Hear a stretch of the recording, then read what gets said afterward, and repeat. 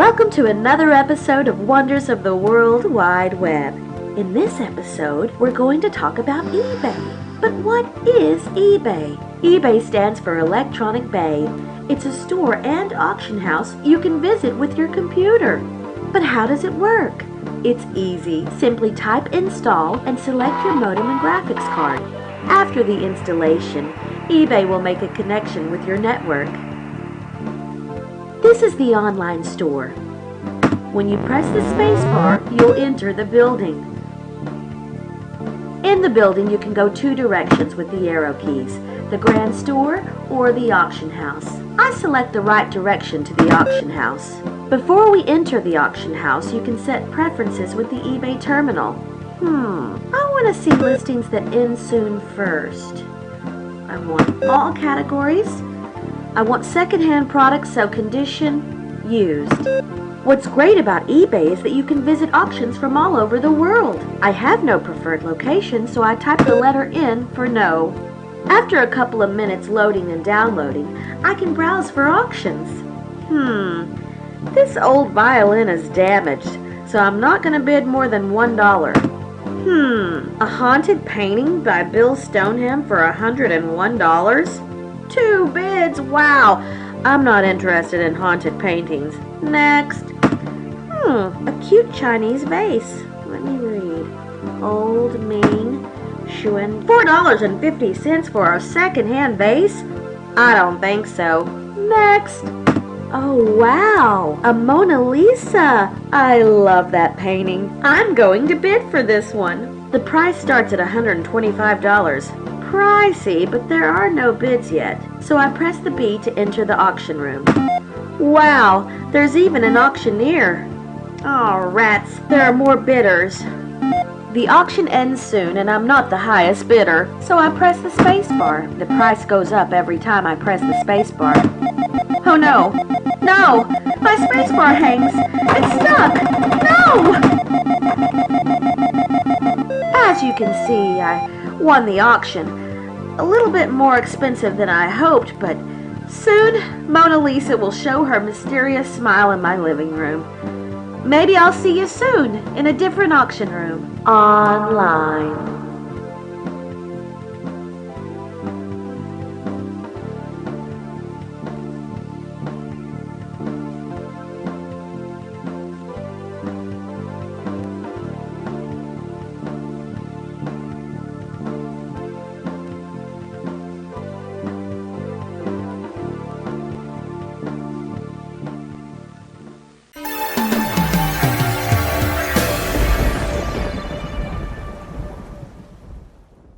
Welcome to another episode of Wonders of the World Wide Web.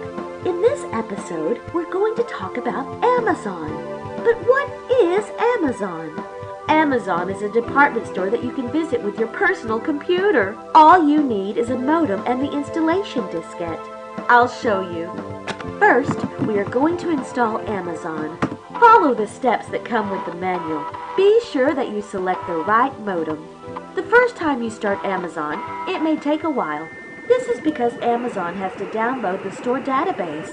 It may take up to 15 minutes, but don't worry, the next time will take less than a minute. While Amazon is loading, you'll see this screen. What I really like about this screen is that you can change it with Alt-S. Wow! The database is loaded. We see the storefront. Press the space bar to enter Amazon. Now we're in the store, on our computer. Now we can take the elevator to different departments. Let's go to the electronics.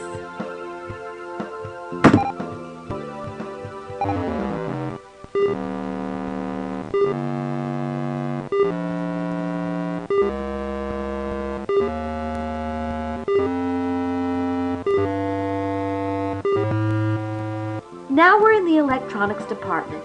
With page up and down, you can see more shelves. But what I want to buy, a color television, is already on the screen. I press the T.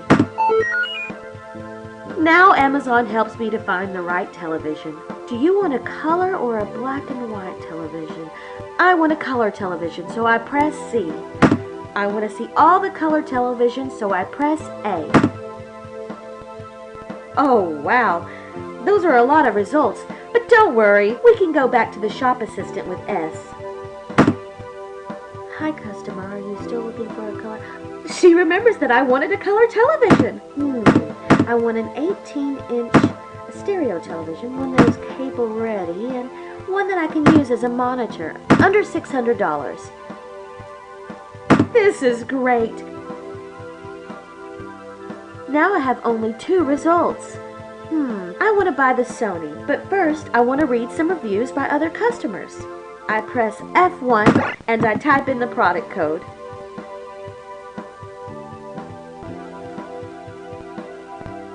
Mrs. Yanny seems to dislike this TV because the set came in the wrong color. Jeroen Tel says the TV is perfect for his Commodore 64, and Bixby Snyder was probably drunk when he typed his review. Before I buy this TV, I want to see a picture. I type in the product code, and this may take a while because the computer has to download the photo. Here it is. I want this television, so I confirm my order. I fill in my address and credit card information, and Amazon will deliver my television to my front door. Isn't that amazing? My order is confirmed. It says, please come again. But wait, there's more. You can become an Amazon Prime member. This gives you free shipping, free printable coupons for video rental stores, and free access to Alexa. Alexa, also known as the Echo Hotline, is an answering service. You can also order a wake-up call. Isn't that great? Let's call that number. Alexa answering service, how can I help you? Alexa, what is 2 times 55? It's, 110. Alexa, who's the President of the United States? It's Ronald Reagan. Alexa, can you give me a wake-up call at 7 a.m.? Okay. Alexa, what channel is David Letterman on? NBC. Alexa, do you smoke? Hello? Alexa? Hello? Maybe I asked too many questions. And it is 3 a.m. As we saw today, the digital highway can bring you anywhere, even to stores. Enjoy traveling online.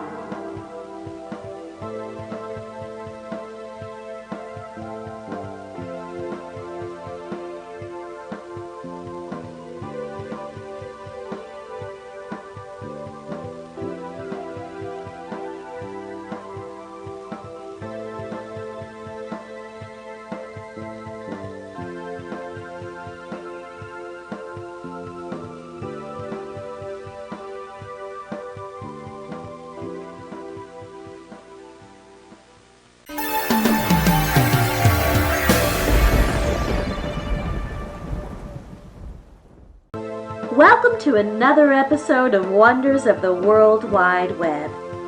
In this episode, we're going to talk about the game Apex Legends. But what is Apex Legends? Apex Legends is an adventure game you can play with 2 friends. For this game, you'll need a computer, a copy of the game, an Apex Legends island map, and an Apex Legends handbook. Coins are optional, but you can get them for free when you order the game. Let's start the game.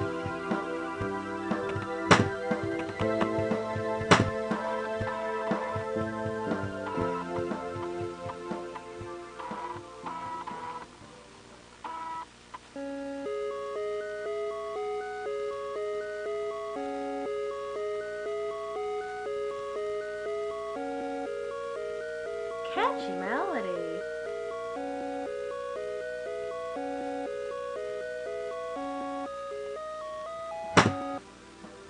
It first asks how many game players. I select 3. Do you want an easy, normal, or hard game? I select easy. It's player 1's turn. That's me. Hi, player 1. Who do you want to play? For this, I need the Apex Legends book. I can choose between several legends. The book describes who they are. Let's go through some. 1 is Caustic. Caustic used to be a scientist named Alexander Knox who worked at a pesticide gas company. Now he's a toxic trapper. He can throw toxic grenades and set gas traps. I don't really like this legend. Another one is Bloodhound. Bloodhound is a very good hunter and tracker. He kind of looks like a brother of Darth Vader. His tracking skills are so good that he knows where nearby enemies are. Bloodhound's best friend is Bird. Ooh, I like this legend. Another legend is Gibraltar, a gentle giant with a wild side. He has a gun shield and he can create a protection dome. He can also start a bombardment. Wow, those are great super skills. Another interesting legend is Bangalore. She's a strong soldier with a lot of weapons, and she can also run fast. And then there's Rain. She's an interdimensional fighter who can manipulate time and space. She can connect two places with each other. I wish she was my friend so I could just skip my Mondays.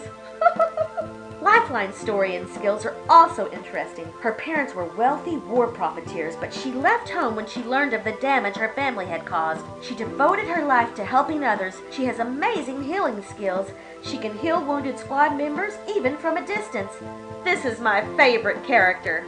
Pathfinder is a friendly, optimistic robot who woke up decades ago in an abandoned laboratory with no idea who created him or why. He is searching for his creator. Oh, that's so sad. He has a grappling hook, insider knowledge, and a zipline gun. Oh boy, I hope he finds his creator one day. Mirage loves to fool enemies with holograms to misguide his enemies. I wish I had this superpower. If you need to visit somebody you don't like, you just send your hologram. Let's select a character. I want to play Lifeline. Now I give the keyboard and my computer to a friend. Player 2. Player 2, who do you want to play? Gibraltar. Good choice. Now our third squad member can select a legend. Bloodhound. Nice. Are you ready for your adventure? Yes, Apex Legends. You and your teammates are wearing a jetpack and flying above an island. This island is the Apex Legends Island. Included with your software came a huge map of the island. Also, in the first 20 pages of your book, you can find drawings of the island. You are the jump master. Are you okay with that? Yes or no? Sure. I want to land, so I type, look down. You see a forest, a perfect place to land. Now I type, land. You landed! It's now Gibraltar's turn. This would be a good moment to explain what the object of the game is. The object of the game is to defeat 57 enemies. We have to work together and use our special skills in order to win the game. We are playing against the computer, who simulates our 57 enemies. Gibraltar looks around and sees some movement. Some movement? Maybe Bloodhound sees more. Gibraltar gives the turn to Bloodhound. Smart choice. Bloodhound searches for traces. Bloodhound found some footsteps. The enemies are very close, hiding somewhere in the northeast. Now it's my turn. I'm going to shoot to the northeast. Shoot! You only have one gun. What is your shooting angle? 45 degrees. You've killed an enemy. The enemy's last words were, oh no. Awesome! Now it's Gibraltar's turn. Gibraltar looks around. Suddenly bombs are falling from the sky. What do you want to do?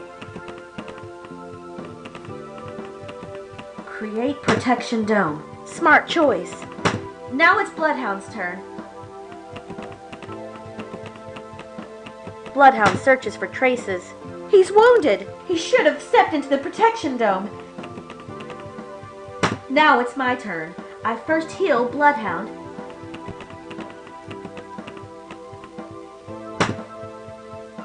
And now I step into the dome.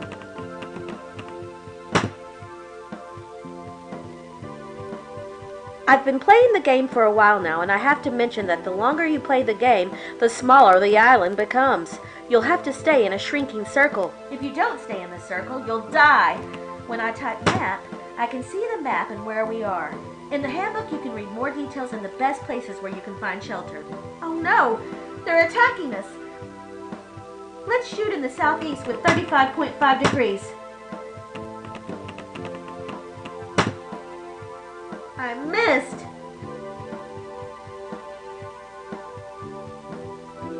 We've almost won the game! It's now Gibraltar's turn. Gibraltar shoots with gun 1. with a shooting angle of 60 degrees. Yes! We did it! You are the champion. That's so tubular! I could play this game nonstop for at least a fortnight. Apex Legends is a very exciting game. It really triggers your imagination. But do you know what's even more exciting? If you have a modem, which stands for modulator-demodulator, you can connect your computer to a network and team up with players from all over the world online.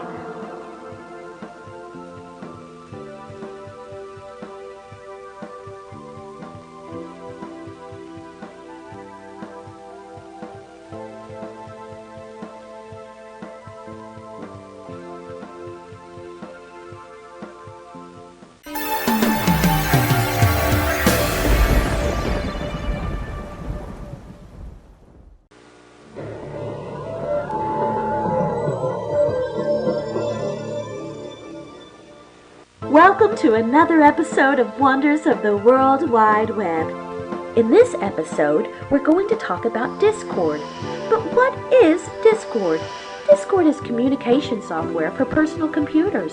To people who are older than 20, Discord can be very confusing. It starts with their logo. What is it? We asked 100 people over 20 what they think it represents. 3% answered it's a bad drawing of a hippo, 5% answered it's a blue creature with a unibrow, 6% answered it's a demon puking a rainbow, and 86% answered, what were you smoking when you made up this question? For Discord, you'll need a personal computer and a modem, which stands for modulator-demodulator. But how does it work? It's easy. First, we need to install Discord. Just type install and it will install Discord on your computer's hard disk. Be sure to select the right modem. Now we start Discord. It automatically connects to the network. The first time you use Discord, you'll need a username. What about Squirrel Monkey? And a password. What about a couple of asterisks?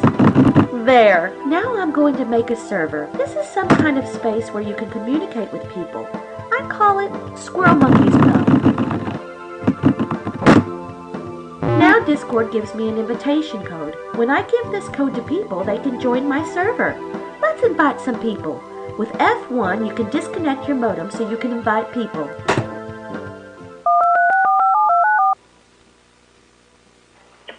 Hello?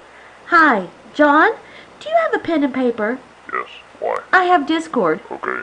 My code is X_P, capital T _ Jason _C. So X_P, capital T _ the word Jason, the word C. No, not C. The letter C that comes after the B in the alphabet. I invited a lot of friends. Oh, this is going to be so exciting. Discord is currently in graphic mode. I really recommend you to switch to the text mode with F2. Text mode shows more text and it's easier on the eye. As you can see, people are chatting. I'm going to try chatting as well. How are you?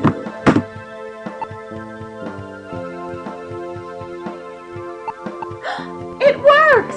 I received an answer on my computer. Wow.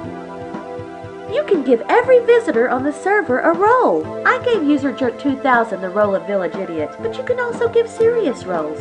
I gave Hampoon, a Discord expert, the role of administrator. As you can see, my Discord server looks different now after Hampoon set it up. He installed so-called bots. Bots are computer-generated helpers who make chatting on Discord easier. If I type PLS hi, one of the bots says hi to everybody in the room for me. There are also funny bots. PLS silly face.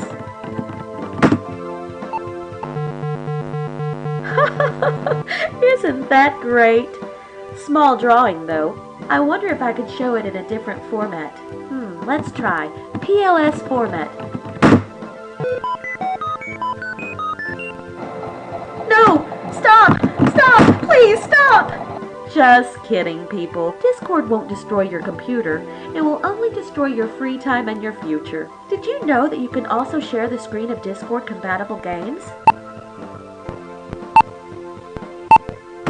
I love this game. You may wonder, where are the messages?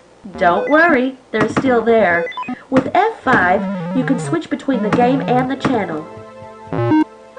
Somebody sent me a direct message. Direct messages are messages that are not public. Let's press F3 to read the message. You died. I don't get it. Let's go back to the... Oh. Well, this is the end of our show. If you want to know more about Discord, we advise you to order their brochure, Communicating with Discord.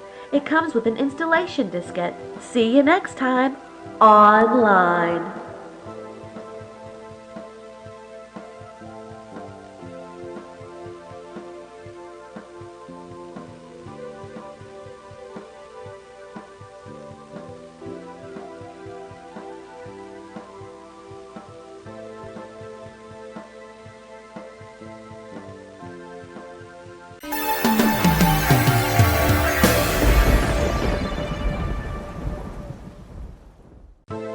Welcome to another episode of Wonders of the World Wide Web, Gaming Edition.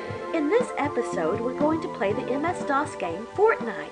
But what is Fortnite? Fortnite is a three-dimensional game. It looks like this. Let's install it. Go to the directory Fortnite on your CD-ROM drive. Type install and press enter. The installation software will ask you on what drive you want to install Fortnite. On most computers, C will work. Be sure that you have at least 25 megabytes of free disk drive space. Fortnite is installed. After the installation, it automatically starts the game. I want to play the game through a network, so I press Y for yes. When you see the title screen, press the space bar. Now you can choose between two game modes.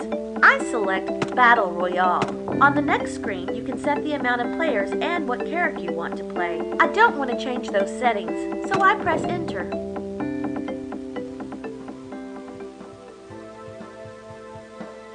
When you see this screen, press the space bar, then you'll land on a random place on the map. You landed on Tilted Towers. That sounds like a peaceful place. I have to defeat 100 enemies.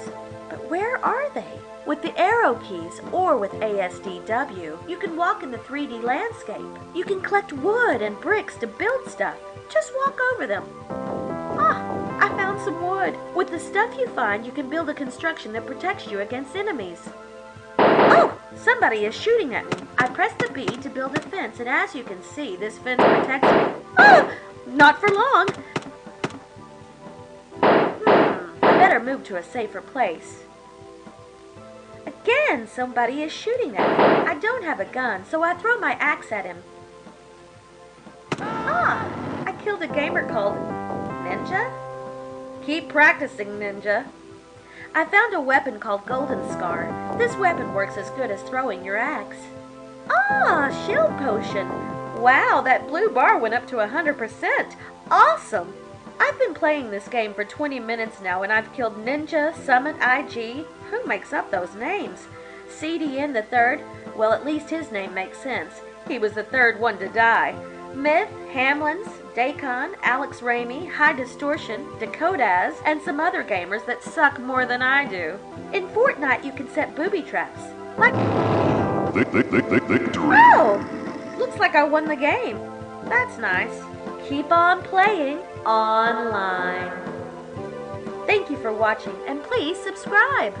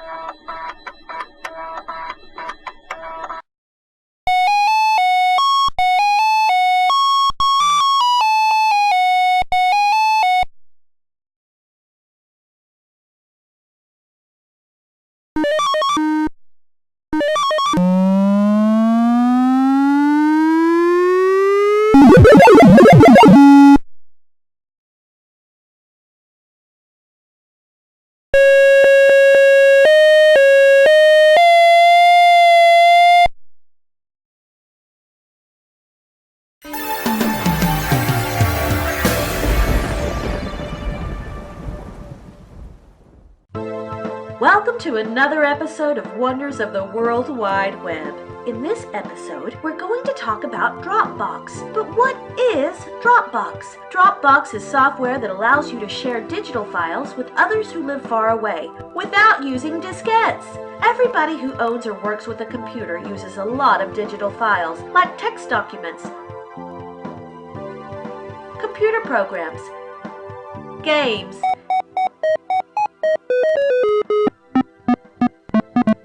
images, and Lotus 123 documents.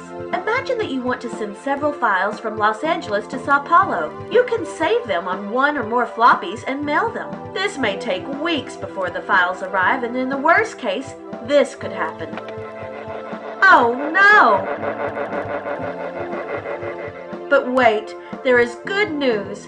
With Dropbox, you can share your files through a computer network without even storing them on a diskette. Isn't that amazing? For Dropbox, you'll need a personal computer, the operating system MS-DOS 3.21 or higher, a modem, and 512 kilobytes of random access memory. First, we install Dropbox to our hard disk. This may take a while. Now we start up Dropbox.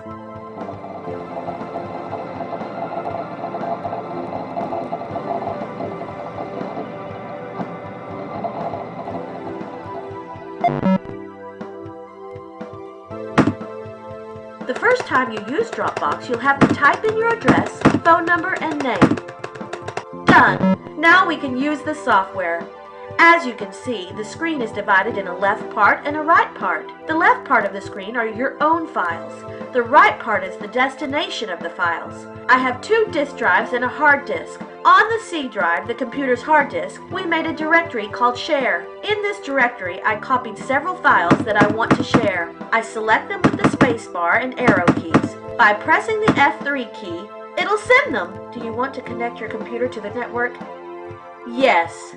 My computer is now calling Dropbox's computer. When you hear eerie sounds, don't be afraid. It's just your computer talking to the computers of Dropbox. We are connected. Now that we have a connection, Dropbox wants to know to whom I want to send the files. I type Damiani Sando. Now Dropbox wants to know what his phone number is. Now it wants to know if the phone line is also used for phone conversations. Yes. Wow, Dropbox detected that the phone number is from Sao Paulo. Dropbox warns me that it's in a different time zone. It says that it's 4 hours later in the city. When do you want to invite the recipient? I don't select now because he's probably asleep. I select 9 a.m. local time. He should be awake by then. Now Dropbox is sending the files. This may take a while. It took a while, but the files are sent. Dropbox will invite him by phone when it is 9 a.m. in Sao Paulo. Dropbox has a computer-controlled tape that calls him at exactly 9 a.m. Damiani will hear this. Hi, this is Dropbox speaking.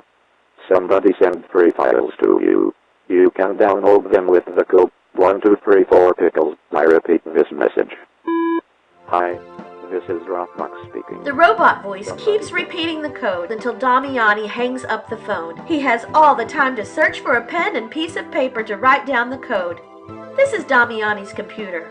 He connects to the network and he presses the F9 key. Now he types the code he received. 1234 pickles. Now he is receiving the files we sent him. It worked! He's received my files. Dropbox has even more to offer. With Dropbox, you can preview the files. Oh no, I've sent the wrong file. I've sent my diary. You may think, what if I want to share files on a regular basis with a friend? Easy. You can keep the shared directory. Your recipient doesn't have to type the password again if you use the same directory. Back to our computer in Los Angeles. I'm going to add a new file, a small one. Done. The next time Damiani starts up Dropbox and connects to the network, Dropbox will automatically deliver the new file. Oh, did we mention that Dropbox can keep up to 10 megabytes of files for you to share?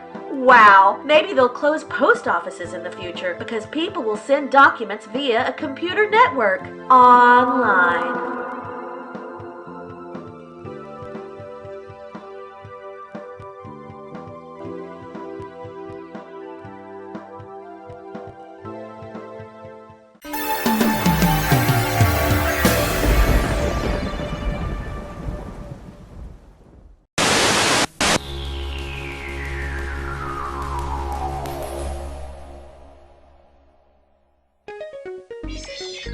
Welcome to another episode of Wonders of the World Wide Web, the show where the future is today and today is the future. In this episode, we are going to talk about the Facebook. The Facebook is a digital online internet computer website scene you can open with your website browser. This is a program that allows you to visit the world online. The Facebook is still under construction, but Wonders of the World Wide Web gives you a sneak preview. In the future, you can add friends you already know to your virtual network, but you can also add friends you don't know yet, although they are not really friends. This is my profile, or in the Facebook terminology, wall. As you can see, I've uploaded my picture. If you don't have a scanner, you can send your picture to the Facebook company. In only 1 month, they put your digital picture online. On your wall, you can share with your digital friends what's going on in your life. I am tired. Thanks to this amazing digital technology, now all your friends will know that you are tired. Isn't technology wonderful? As you can see, I don't have friends yet, so I'm going to add one. I type in a name of a friend. Now we see the profile of this friend.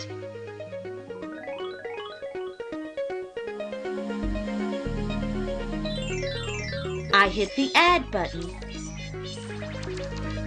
And voila, I've got my first online pal. Hey, what's that? This signal means that a friend wrote on my wall. Not my real wall, but my online website scene wall. My online Facebook friend writes, Thank you for being a friend. Travel down the road and back again. Your heart is true. You're a pal and a confidant. Now I click the like button to let him know I like his post. But, you can like the messages you like. You can also like the messages that you don't like this message. Fluffy died. Oh, and I forget to tell you, you can also lose friends or friends who were never really your friends. You can even check someone's relationship status. It's complicated. Oh, I just saw your Facebook relationship status. Facebook says that it's complicated.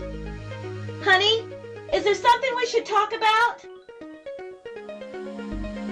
Divorced. There are also risks on Facebook. First, be sure that you post a private message not in public by accident. I want to grab your ass. And if it happens, just use your creativity. Or your cow and camel. Smiley face. Another risk is that you post things you're going to regret. Oh, and be prepared to get poked and tagged by everyone you know. Kinky. Facebook also gives you the opportunity to change the layout of your Facebook page. Our editorial team predicts that the Facebook in the future could be free, but of course you need to pay your phone bills in order to stay online.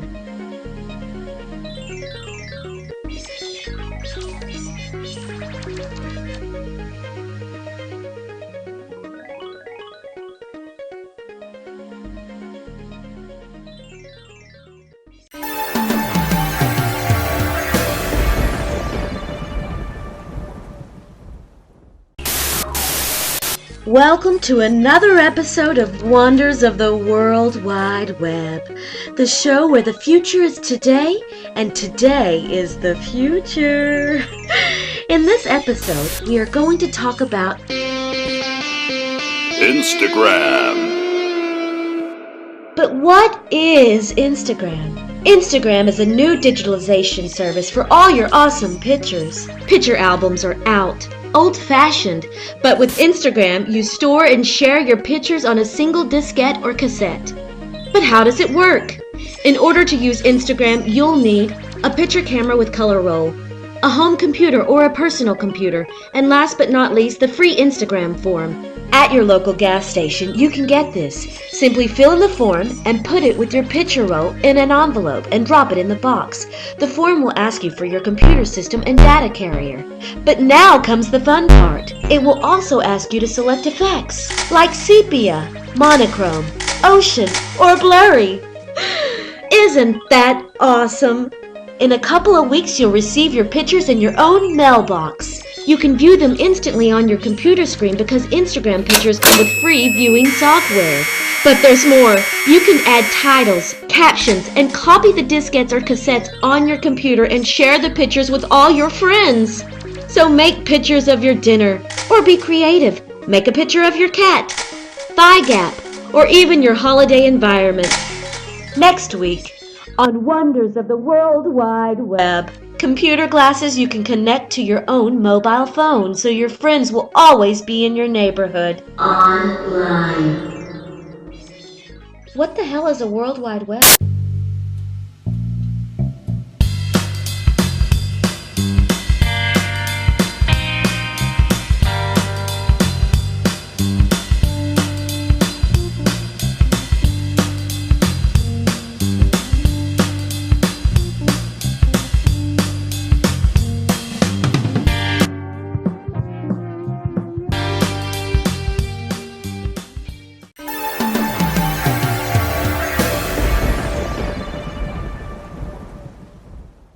Welcome to another episode of Wonders of the World Wide Web. In this episode, we're going to talk about the Oculus Rift. But what is the Oculus Rift? The Oculus Rift is a virtual reality system that you can connect to your computer. The system allows you to visit a fascinating virtual three-dimensional world. Isn't that great?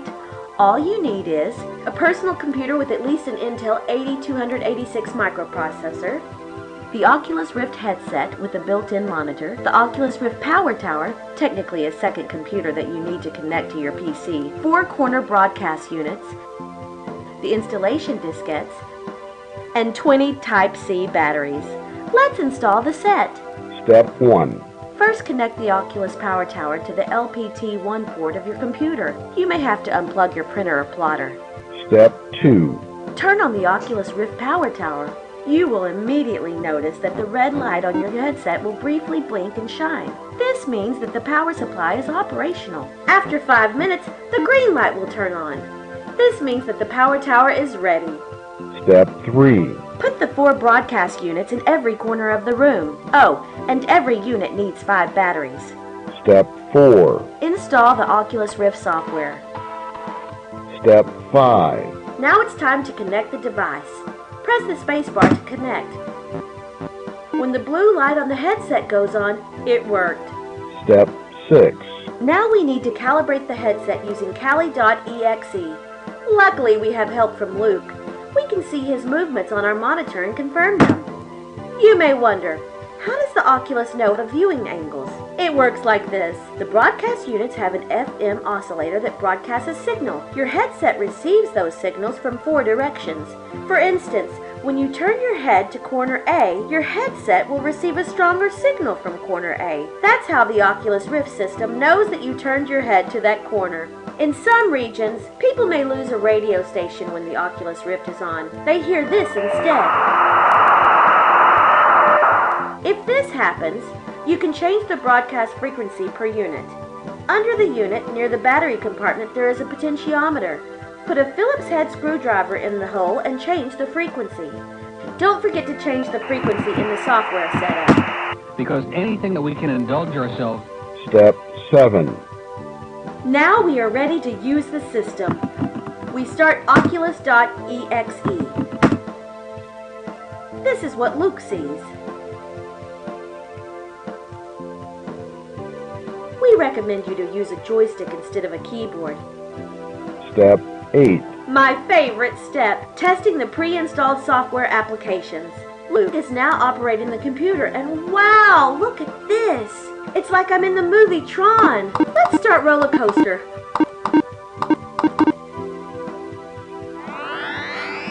Wow! Wow! It's so realistic. Ah! Wow! This is 3D Demon, an Oculus adaptation of the PC game. It's like Pac-Man, but 3-dimensional.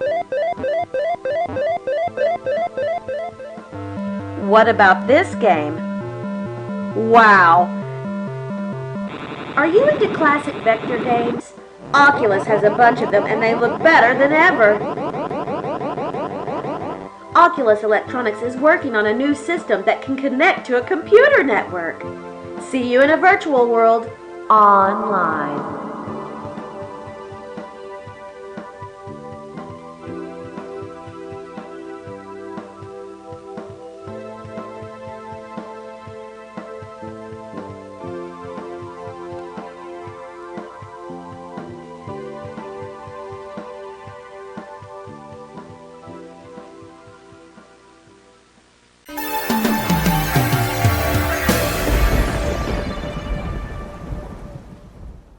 Welcome to another episode of Wonders of the World Wide Web. In this episode, we're going to talk about SoundCloud. But what is SoundCloud?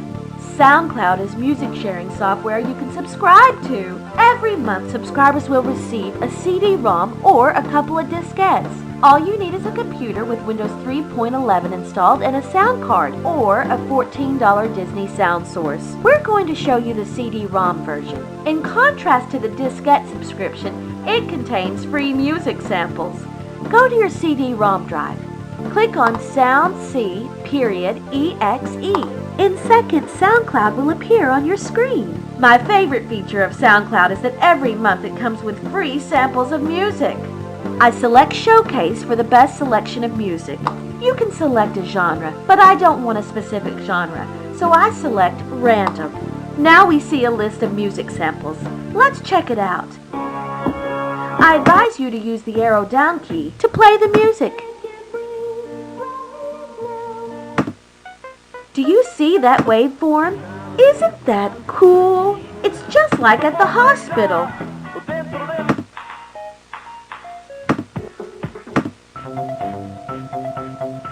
Wow, I could listen to this for hours.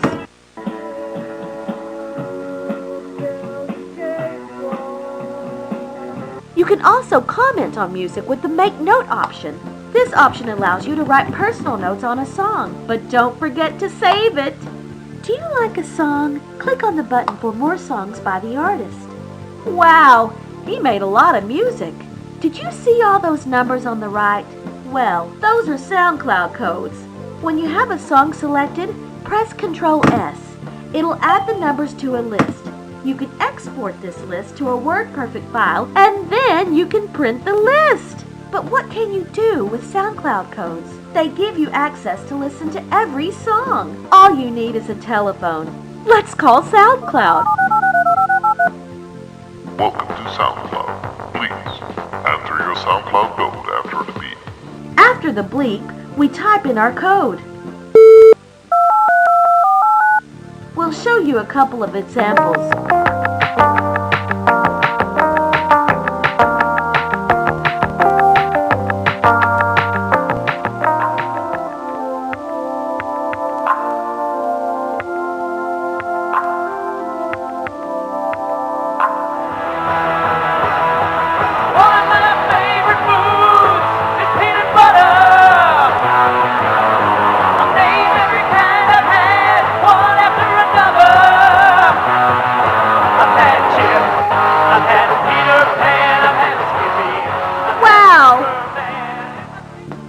That is very popular on SoundCloud is rap music. We found this rapper, but because we also have young viewers, we removed his swearing with bleeps.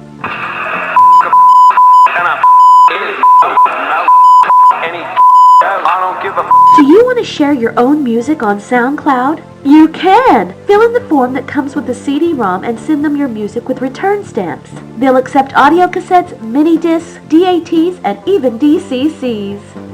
See you next time, online. Thank you for watching, and please, please, subscribe. And don't forget to check out the YouTube channel of Weird Paul, the original vlogger.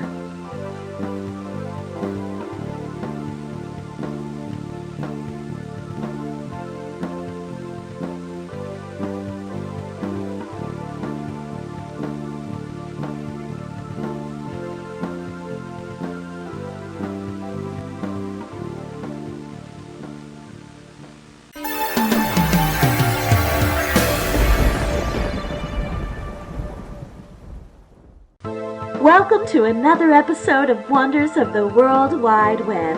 In this episode, we're going to talk about Steam. But what is Steam? Steam is a computer game store that you can visit with your computer. All you'll need is an IBM-compatible PC with a modem. A computer mouse is optional. You'll also need to order a Steam installation diskette that comes with a personal username and password. Installing is easy. Select a graphics card and a modem and wait. When I start up Steam, it automatically connects to their network.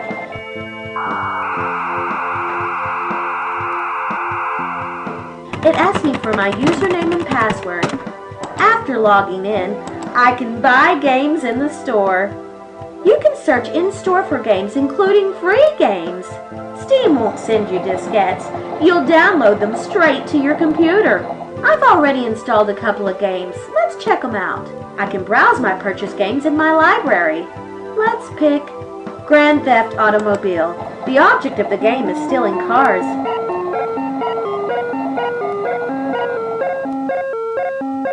Ah, there's a car.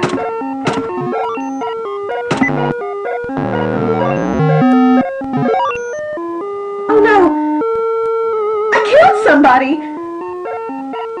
Oh, I still won the game. This is an older game I installed, a text adventure called Fortnite. You're sitting in a large bus that dangles under a hot air balloon. What do you want to do? Look around. You see a lunchbox, a parachute, and a digital watch. The bus has a trapdoor on the floor. Take parachute and lunchbox. You grab the lunchbox, you grab the parachute, and put it on. Leave bus through trapdoor. You activate your parachute and you land in a town called Tilted Towers. Look around. There are some pieces of wood all over the ground. Take wood. You collected the pieces of wood. Maybe they'll come in handy later. Suddenly, someone is shooting at you from the north. Oh no! Somebody is shooting at me! Go south. Somebody is shooting at you from the north. Inventory. You own a bunch of wood in a lunchbox. Throw lunchbox. The shooter shoots your lunchbox into 1,000 pieces in the air. Luckily, your lunch was just bread with Spam. Look around. There is a gun on the ground. Take gun. You grab the gun. It's a loaded gun. Shoot north. You shoot north, but the shooter got you first. Alas, you got killed by a ninja. Game over. Want to play again? Yes or no? Well, this is a hard game. Not all games are available in Steam, like the game Minecraft. You can still add it to the library, though. I don't get it. Steam also comes with a friends and chat option. As long as you are connected to the network, you can communicate with friends. You can add them with their username.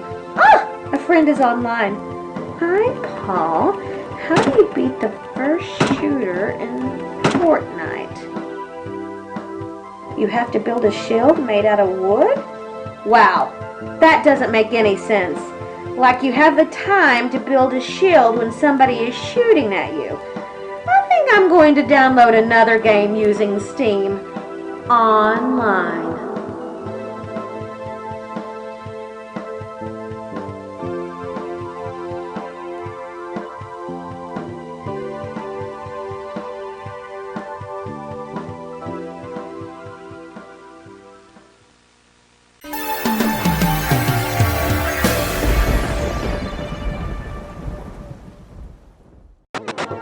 Welcome to another episode of Wonders of the World Wide Web.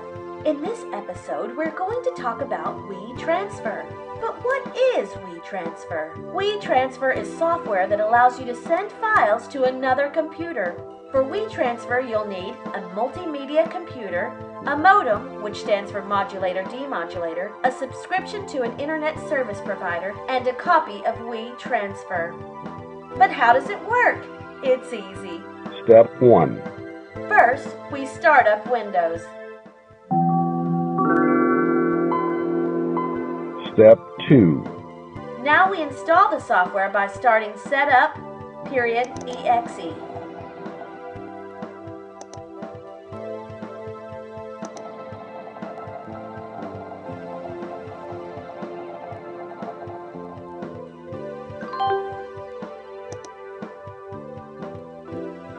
For our experiment, we're going to send a copy of the demo version of the brand new game, Unreal. Wow, look at those graphics. It looks so realistic. We sure do live in the future. How do I shoot? Maybe with the mouse? Where am I? Enough playing. Let's send a copy of the game. Step 3. We start up WeTransfer by double-clicking on WeTransfer. Then we click on Continue. Step 4. Now we select the directory that contains the game. After that, we click on Add Files. Step 5. WeTransfer offers to compress your files. This is recommended. I select the popular compression format, zip. This may take a while, but it will take less time to send the files. Press Continue after you've selected your compression format. Step 6. Fill in the name of the receiver. Step 7. Fill in the email address of the receiver. Step 8. Type a personal message. Hi, Paul. Have fun with the game. Click on Continue to continue. Step 9. Now I fill in my own name. Step 10. I fill in my own email address and I click on the Continue button. WeTransfer is now compressing the files. This may take a while. After packing the files, WeTransfer automatically starts the internet connection application of your internet service provider. Now it sends the compressed game to my friend. The game is over 250 megabytes, so this may take a while. Unfortunately, you won't be able to use your phone while it is uploading. But WeTransfer is so good, they automatically hang up your phone after uploading your file. Done! It only took 10 hours and 12 minutes to send the game! Step 11. Yay! You're almost there. This is the last step. Check your email to see if your recipient received the files. After one day, I received an email that my friend had successfully downloaded the files. Do you want to use WeTransfer? Download their application from their website. The address is http://www.wetransfer.com/download.html. It's totally free. Thanks to WeTransfer, I never have to buy diskettes anymore. I just send my files the modern way, online.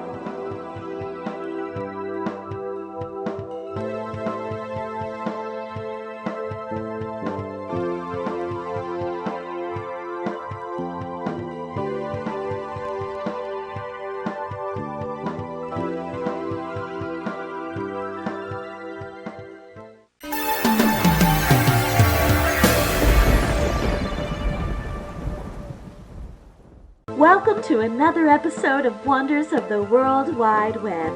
In this episode, we're going to talk about Yahoo Answers. But what is Yahoo Answers? Yahoo Answers is software that helps you to find answers to your questions. For this, you'll need a personal computer with MS-DOS installed and a modem to connect your computer to the network. But how does it work? Imagine that you have a question and you're looking for people to answer your question. In that case, you can use Yahoo Answers. It's easy to install and takes just a couple of minutes. After the installation, you can open Yahoo Answers. First, we connect to the network. Now we can ask a question. Let's try it. What is the probability of rolling a 6 with dice? Now I can select a category for this question. I select Science and Mathematics. I click on the Send button to send my question to the network. Yahoo Answers will send this question to people who may know the answer. We received some answers! Isn't that wonderful? With Control B, I can select the answer that is my favorite. I think that Kyle Lopez's answer is the one I was looking for. With Control P, I can view profiles of people who answered my question. Let's check out the profile of Kyle Lopez. As you can see, 20% of his answers are chosen as the best answer. You can also see how many questions he answered and how high his score is. But what kind of questions can you expect on Yahoo Answers? We'll show you a couple of random questions. Mr. Cat asks, what is the secret for a good relationship with my wife? Justin Y answers, this is Yahoo Answers, not marriage counseling. Rick A answers, I can't speak for everybody, but I think it's never give her up, never let her down, never run around, never desert her. John Gray answers, when men and women are able to respect and accept their differences, then love has a chance to blossom. Men are from Mars, women from Venus. Fred answers, I don't want to be a jerk, but it's a lot of money. Another very popular subject on Yahoo Answers is pregnancy. Kate Hall, I am a 12-year-old girl, almost 13, and I have a question. I want to do a pregnancy test, but I am afraid that I don't know the answers and will become pregnant. My parents don't know that I have 2 boyfriends. Please help. Answers, Ron Jeremy, I'll give you the answers. 1 line and you're good, 2 lines and you'll have to find new boyfriends. Abracadabra, you can't study for a pregnancy test. Jim Hall, I can help you. Let's start with grounding you for 260 weeks. Your father. Ooh, some questions are very weird. Kit, after seeing Back to the Future, I'm obsessed. Is it possible to travel in time? Justin Y. Yes, you need a microwave, a banana for testing, and a phone hooked up to the microwave. It worked for this one guy I know in Japan. Tony Nyacht. People think I'm crazy, but every night I visit the future. In the future they have cutting boards with TV screens. Weird words like Tumblr, Twitter, and Facebook appear on the screen of the boards. Weird. Beer lover, you already travel in time. Speed equals 1 second per second. J.K. Johnson, just approach the speed of light. Source, Albert Einstein. Transform asks, is New Coke any good?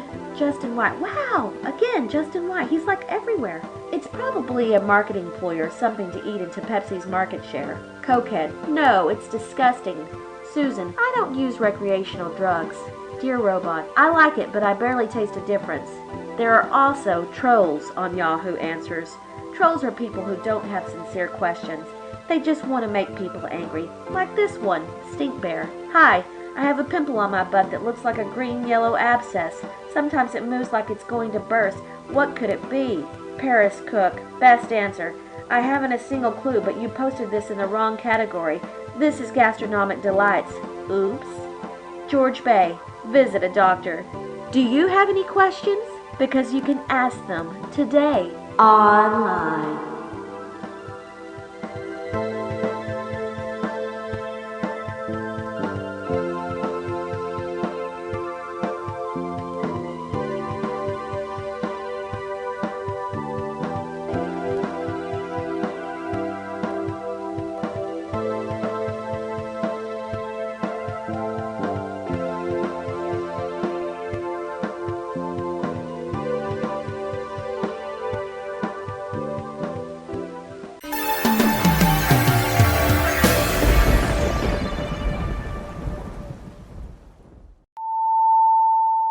Welcome to another episode of Wonders of the World Wide Web, the show where the future is today and today is the future. In this episode, we are going to talk about YouTube. But what is YouTube? YouTube is a digital online television station in your personal computer. In the future, you won't need a television set to watch television. You just go online and watch online digital television shows whenever you want. You don't need VHS tapes anymore. You'll save all your favorite shows on a floppy disk. Live television and television hosts are passé as well. In the future, everybody is their own Larry King. At first, YouTube's video will have a very low resolution. Sometimes the resolution will be so low that you might not see what it's playing. But thanks to a special technique, still under development, the image quality of videos can be higher because of a smart compression technique. This technique is called FLV. This doesn't stand for freaking long loading video, but it stands for fucking long loading video. Let's look at an example. This is me in a VHS video. After the FLV compression, the video is way smaller, but with almost the same quality. But what kind of TV shows can you expect on YouTube?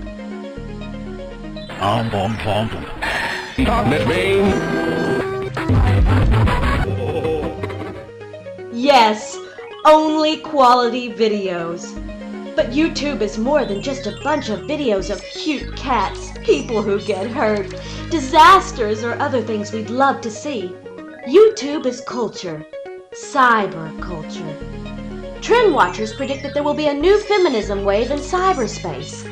A group of hyper-intelligent girls called the Reply Girls will upload videos with black screens so you can't see their looks. All they do is answer videos with very smart replies. Two similar triangles, like that is upon the fact that the ratio of any two corresponding sides. Now that's what I call girl power. Trend watchers also predict that they will only webcast music of the future in the future. That's bad news for all you Rick Astley fans out there. But there's more. We told you before that in the future everybody is Larry King, but everybody is also a reviewer. Be a real critic and leave your constructive criticism behind for the video creator. I'm sure they'll appreciate it. Maybe somebody will broadcast this video on YouTube in the future. Thank you for your attention, and I hope to see you soon online.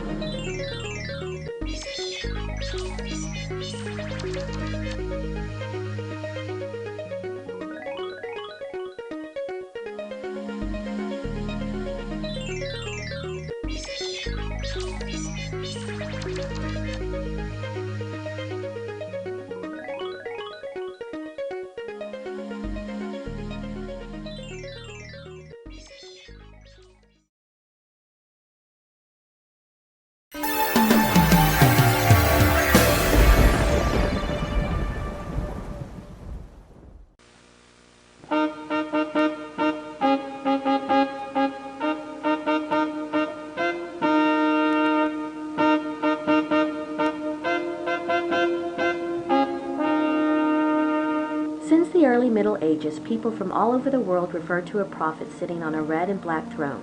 In many documents, they refer to him with the Latin name PewDiePie, or the anglicized name PewDiePie. But who was this prophet? Broism, the religion that PewDiePie founded, is still active today, like in the PewDiePie Freighter Church in a village near Brighton. We were not allowed to film inside the church, but we found a recording from a mass.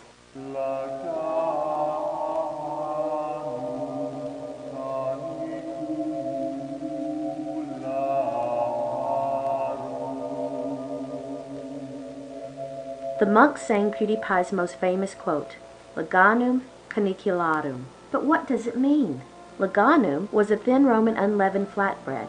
According to some people, it evolved to what we know today as lasagna. Canicularum means female dog, or bitch.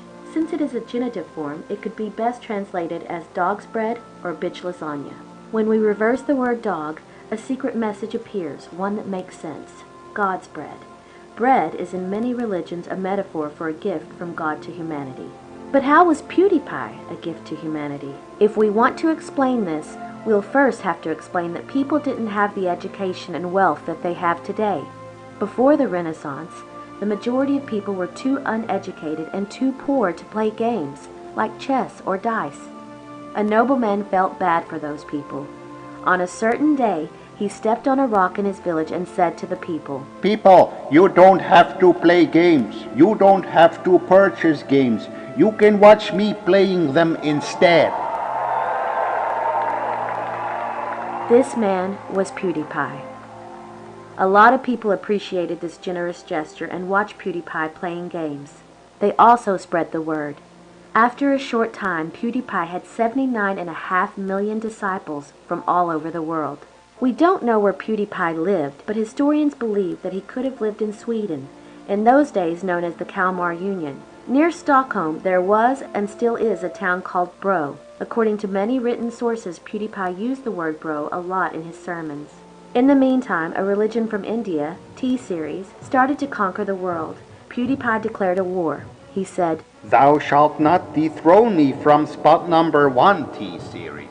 Disciples on both sides were growing, but also many disciples died when the country of ThouTube got rid of fake disciples. PewDiePie got support from foreign kings like King Beast and King Pyrocynical. Of course, we all know how this war ended. Thank you for watching.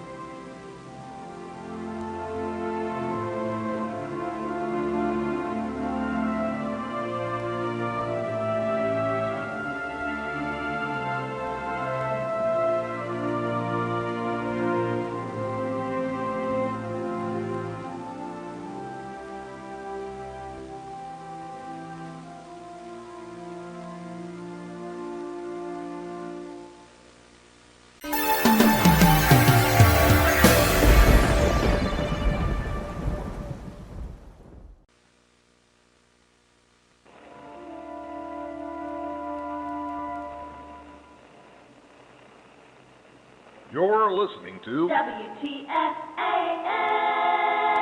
your favorite radio station.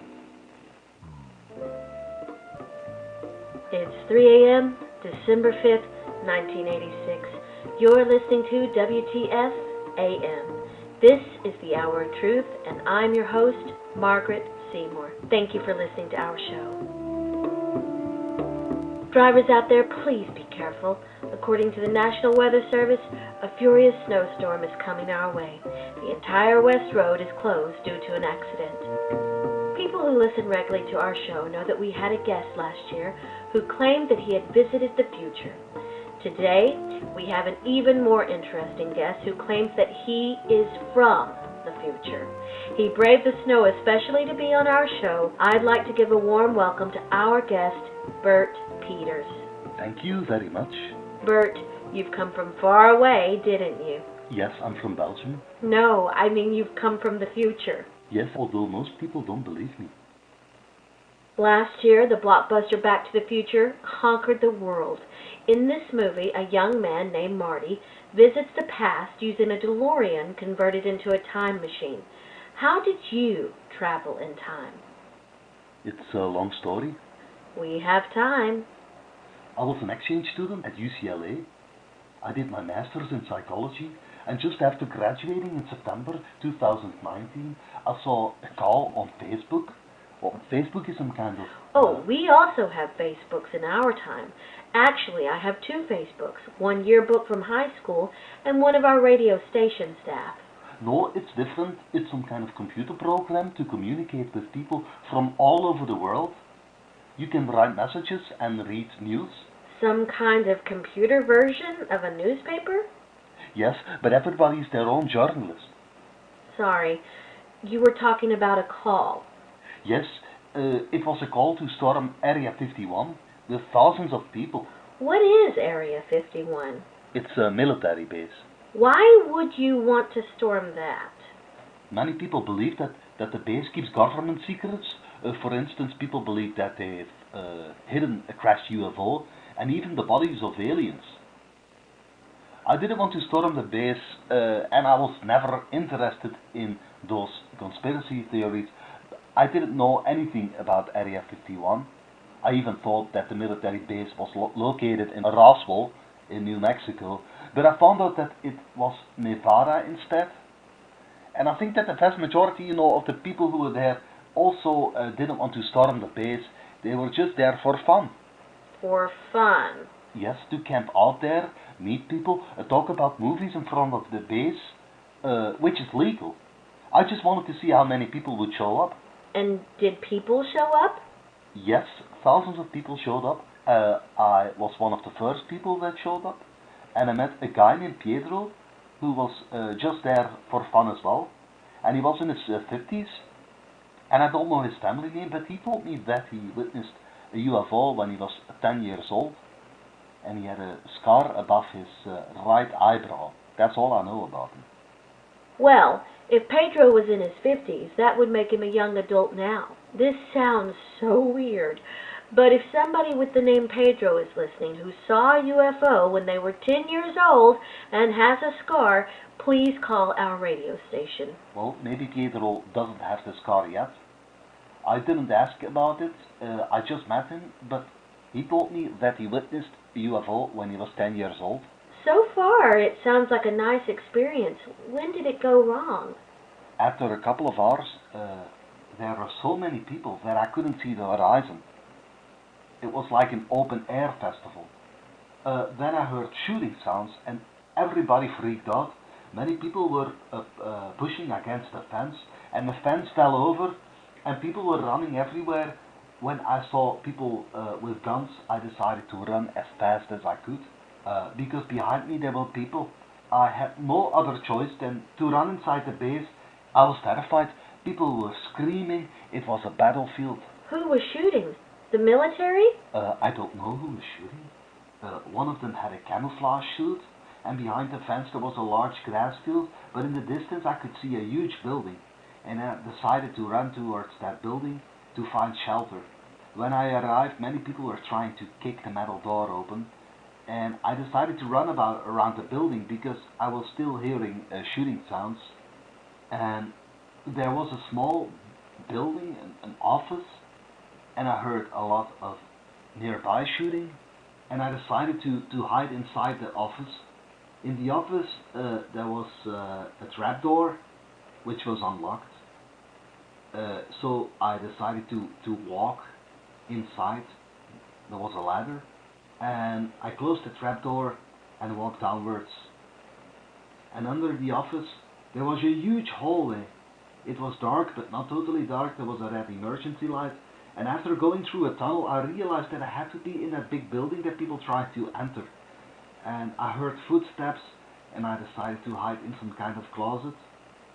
And when I was inside, I suddenly heard a weird sound, and I felt a strange pain in my chest. And I thought that I was having a heart attack, and I was surrounded by light that almost looked liquid. I filmed everything, but I dropped my phone.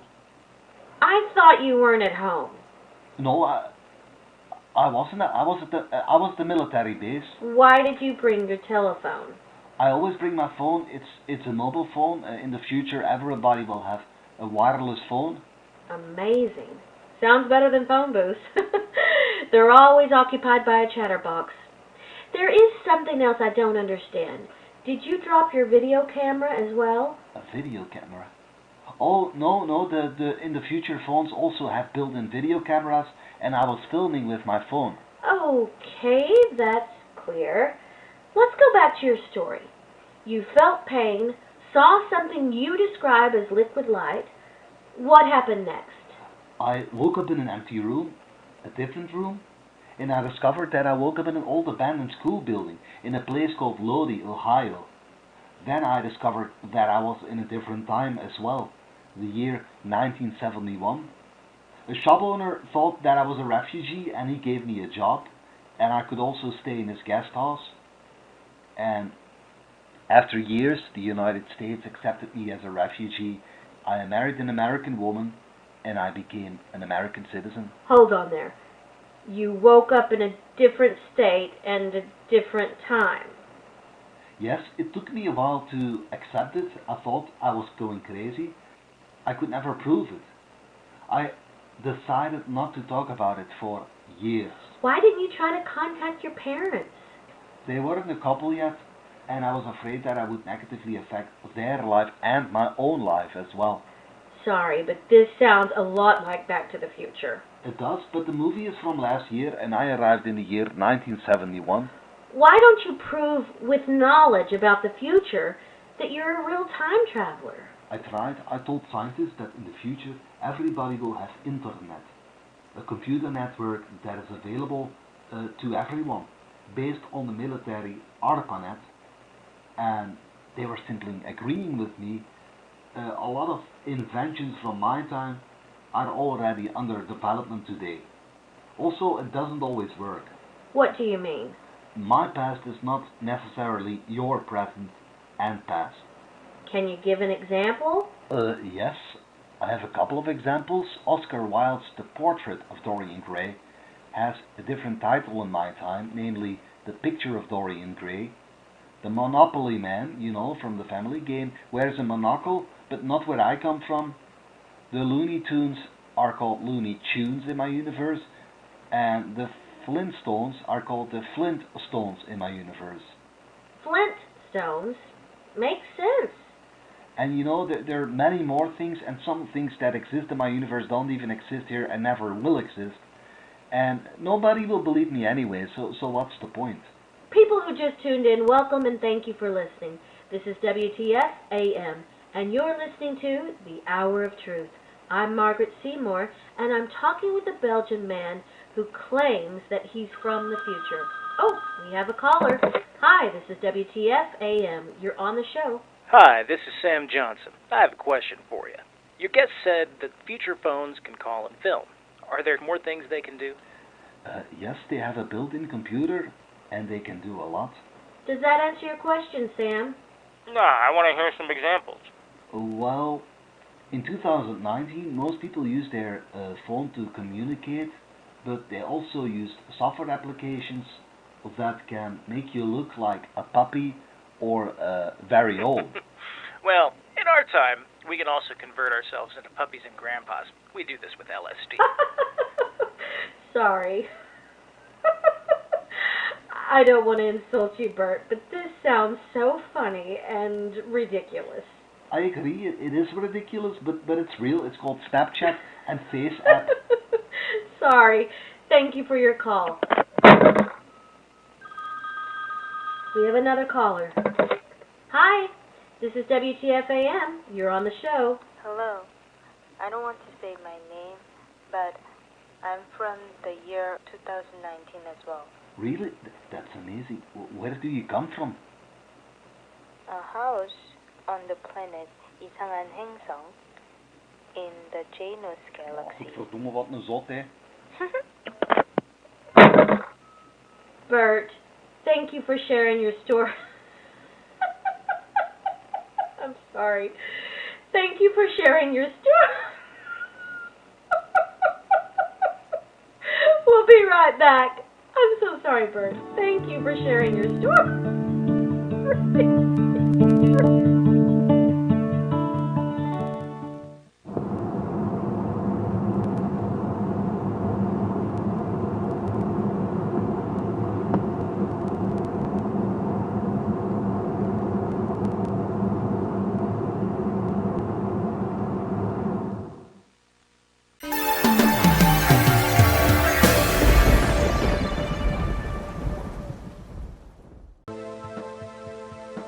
Welcome to another episode of Wonders of the World Wide Web, Gaming Edition. In this episode, we're going to play the game Minecraft 3D. But what is Minecraft 3D? Minecraft 3D is a three-dimensional game. The object of the game is exploring, gathering resources, making tools, building, and surviving monsters. It will be released this January, but we already received an early version. To run Minecraft 3D, you'll need a computer with at least an Intel 486 microprocessor and a VGA card. The game also supports several sound cards. When you start Minecraft, it automatically detects your hardware.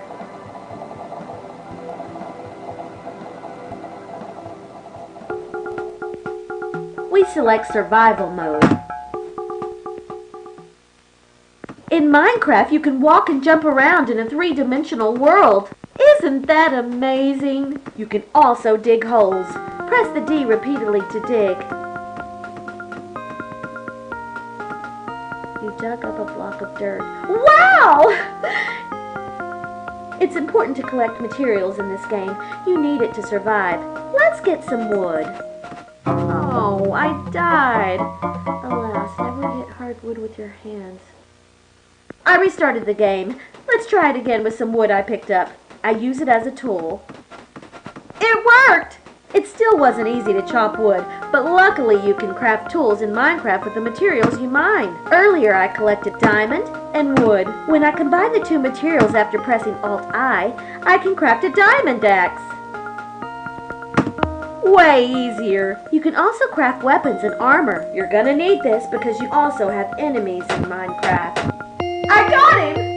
Let's make a more powerful weapon. I just need some diamond, some wood, some iron, and some plutonium.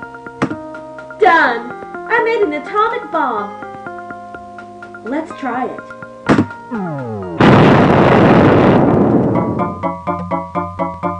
Alas, you've killed 250 brainless monsters, including yourself. I should have made a catapult with wood and dirt or something. You can also build in Minecraft. I made a mountain castle. Isn't that great? People who love to build but don't want to fight can also start Minecraft in creative mode. This will give you unlimited resources. I made this giant pocket game computer. Isn't that great? Oh, and there is good news for people who own a modem. In the future, you can play this game through a computer network. Online.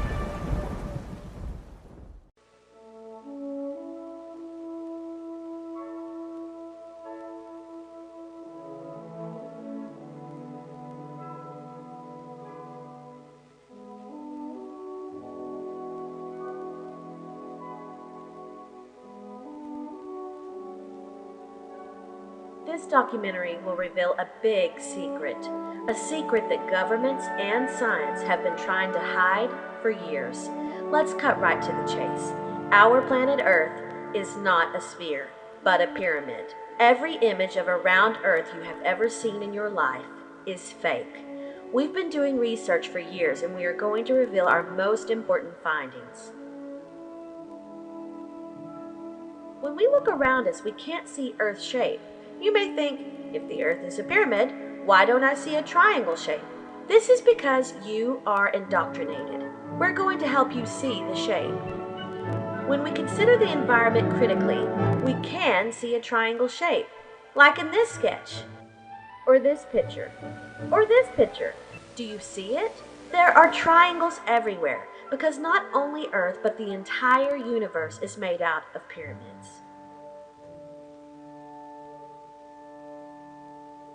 Thousands of years ago, an alien race created Earth, besides millions of other societies. They didn't have the power to control over all their creation, so they decided to give a team of people permission to rule over the world. They called this permission the permit. On the top of our pyramid-shaped Earth, the North Pole, there is a control center that controls the entire world. We know this hidden society is the software company Apple, who use their hardware sales to cover up their hidden agenda. After thousands of years, they still have their blessing to rule over us with the earlier mentioned permit. Language expert Hetrik from the Netherlands researched many languages and discovered a hidden message in the word permit.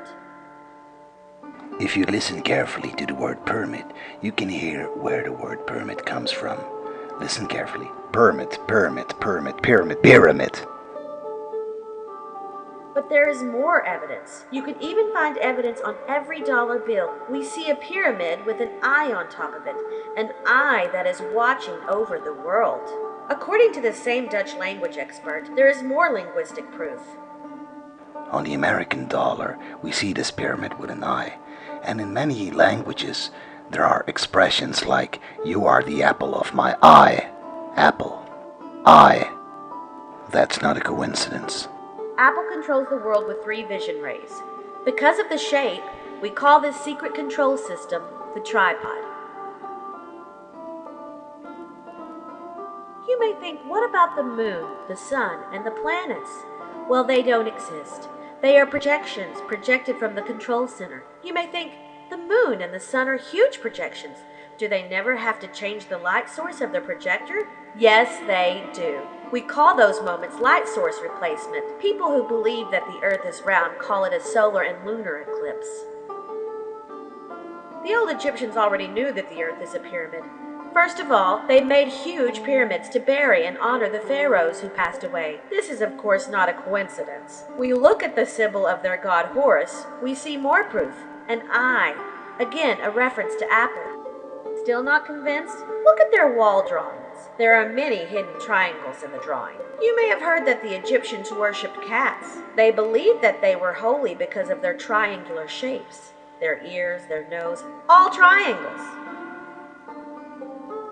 We have more evidence found in religions. We live on a triangle-shaped side of the pyramid. How many corners does a triangle have? 3.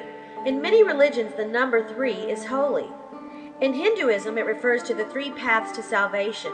In the Norse mythology, it refers to the 3 sons of the god Bor. In Buddhism, it refers to the triple Bodhi. In Judaism, it refers to the 3 sons of Noah. And in Christianity, it refers to the doctrine of the Trinity. There is more evidence in Christianity. Why do people pray like this? Where does it come from? Well, maybe nobody realizes it, but they are making a pyramid shape with their hands. You may know that in many cultures the number 7 is a lucky number. How many letters does the word pyramid have? 7. There is way more proof in the Bible. What was the forbidden fruit in the book Genesis? An apple growing on the tree of knowledge. It means that nobody should know the truth. Ever seen a ship suddenly go down when you see the horizon? This is because it sails to another side of the pyramid. This proves again that the earth is a pyramid. In album covers, artwork, and in many other historical images and stories, we see evidence that the earth is not a globe, but a pyramid. Through the ages, many artists knew the secret, but they were afraid to speak up. We have probably convinced you by now that the earth is a pyramid. But we want to finish this documentary with one more shocking fact. Not scientists, but people with a low IQ are actually the real smart ones.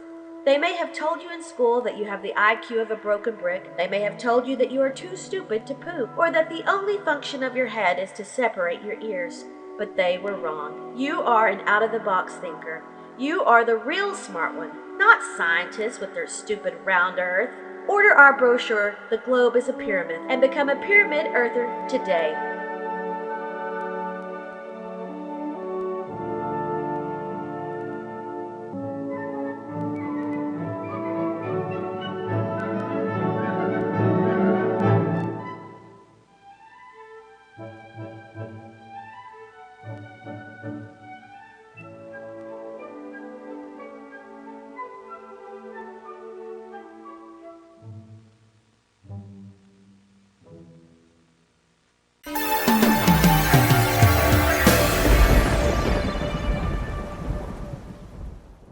Welcome to another episode of Wonders of the World Wide Web, Gaming Edition. In this episode, we're going to talk about PUBG. But what is PUBG?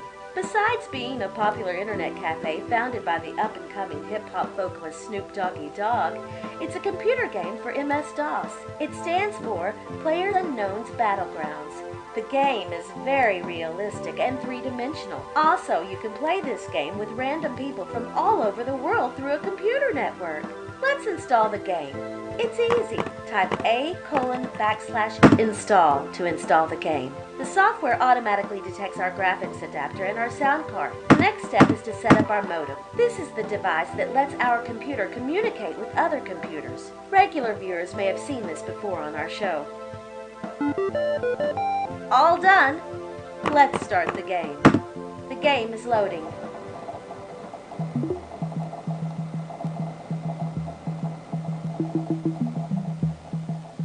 Now we see several options.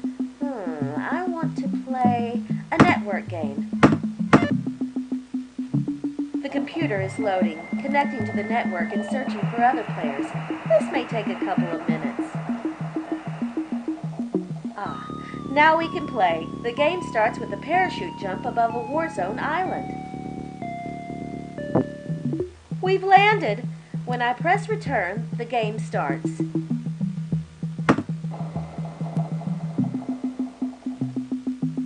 Wow, this looks so realistic.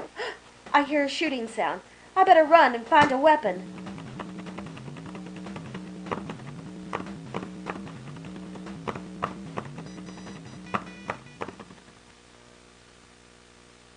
I found a gun!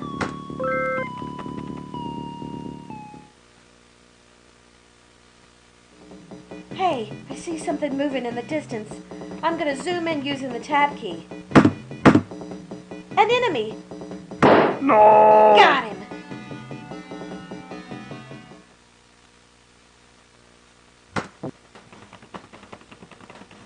No! No! No! I'm wounded. Luckily, there are hidden med kits.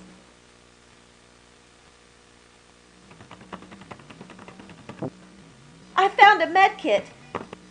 I'm healed. The longer you play PUBG, the harder it becomes. This is because the war zone shrinks, and the more it shrinks, the more enemies you'll have to deal with. With Alt-M, you can view a map. This is our map in the beginning of the game. The blue circle shows the war zone. As you can see, the war zone is way smaller now. This happens when you step outside of the war zone. You see a weird transparent blue wall. If you walk through it, you'll get hurt.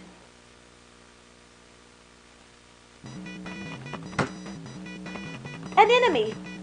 Got him! No! It was the last one. I did it! I won!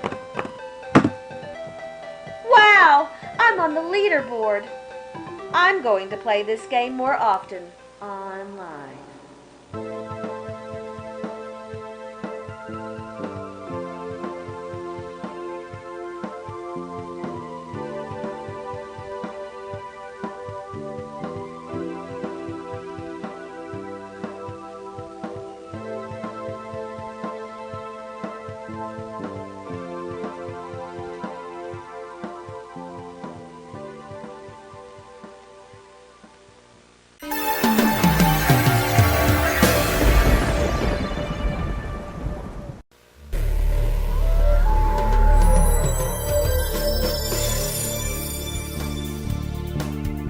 Welcome to another episode of Wonders of the World Wide Web. In this episode, we're going to talk about Reddit. You may have seen their commercial. So install Reddit on your computer today and have fun. Reddit is always fun.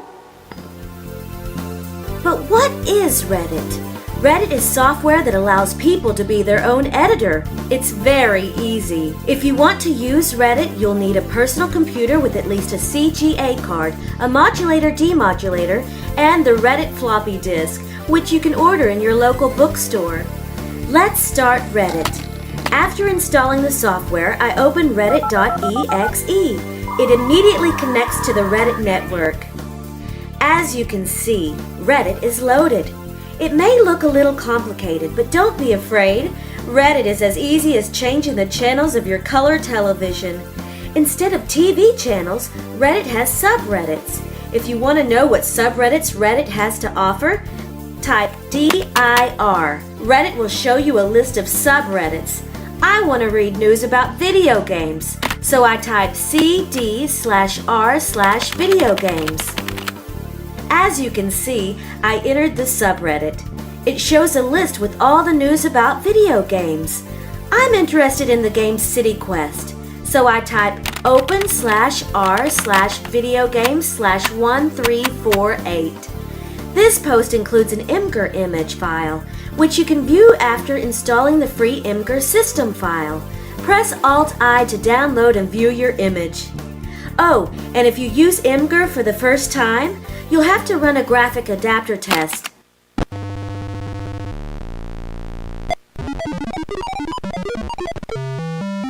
Now I press the space bar to download the picture. Wow, I'm so gonna buy that awesome game. If you think that a post on Reddit is radical, you can give it karma. I've entered a random subreddit about trees. This guy writes about an oak tree. I like his post, so I press the up arrow key. After pressing the up key, the karma number, which shows to what extent people like a submission, becomes higher. A subreddit where the karma is always very high is the popular subreddit IMA. In this subreddit, a user may post AMAs. This is a digital press conference for all Reddit users. AMA stands for Ask Me Anything. Isn't that totally radical? 2 months ago, Madonna answered questions of Reddit users.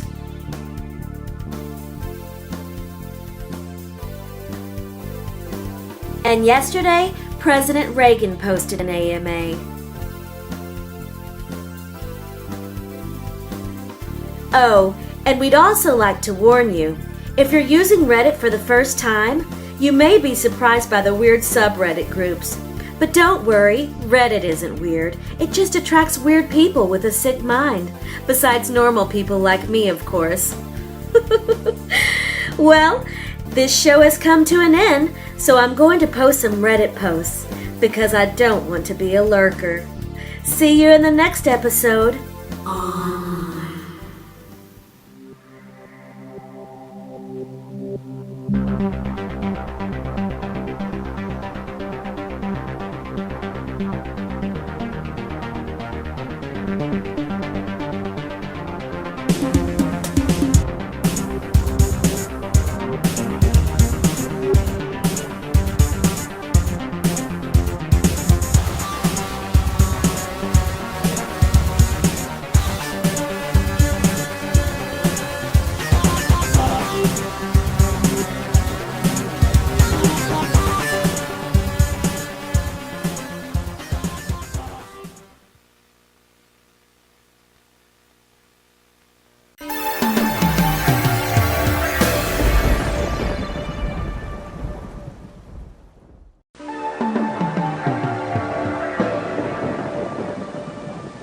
Welcome to another episode of Wonders of the World Wide Web. In this episode, we're going to talk about Siri. I am Siri.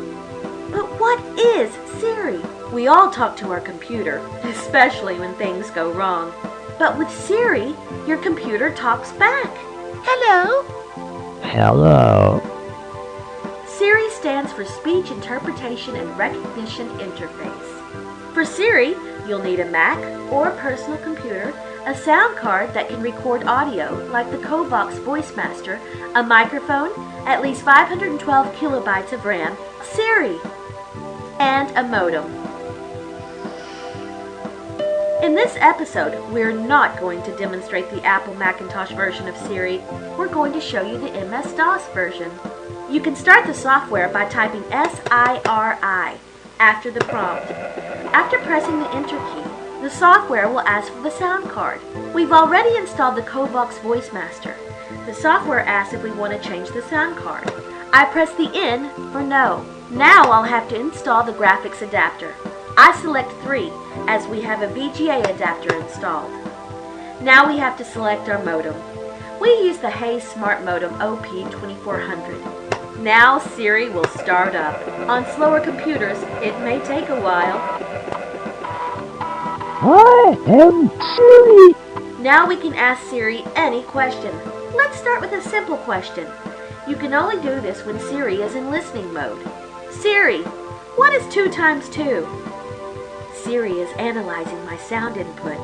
This may take a couple of minutes. Now Siri is generating an answer. When I press the space bar, Siri will answer me, but I recommend you turn on auto reply. If you press the F1 button, Siri will automatically answer your questions. 2 times 2 is 4. Wow! Isn't that amazing? You can also ask Siri to start software that is already installed on your computer. Siri, open Personal Editor.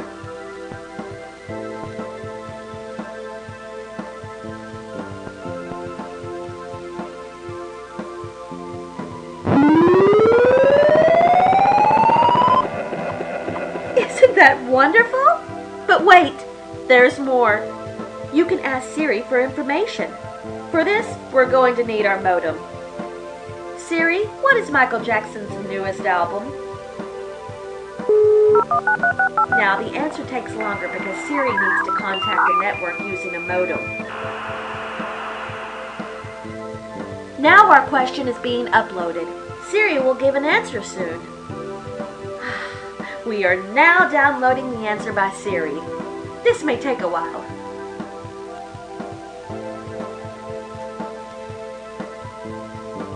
Michael Jackson's newest album is bad. Okay. Then I'm not going to buy it. Nothing can beat Thriller anyway. You can also ask Siri to do things. Siri, I want to reserve a restaurant for Matt.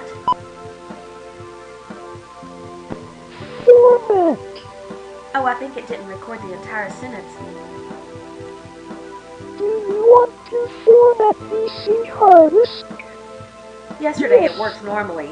Format No! and drive Stop! C. Format Stop! and drive C. Format and drive C. Just kidding, people.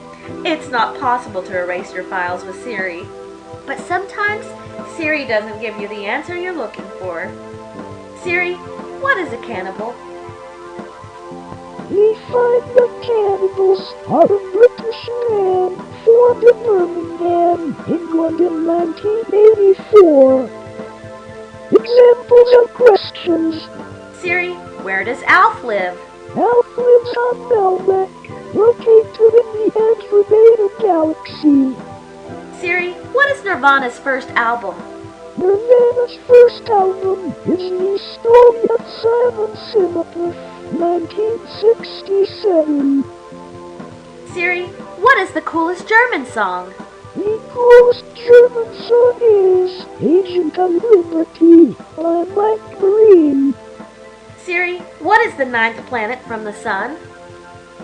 The 9th planet from the Sun is Pluto.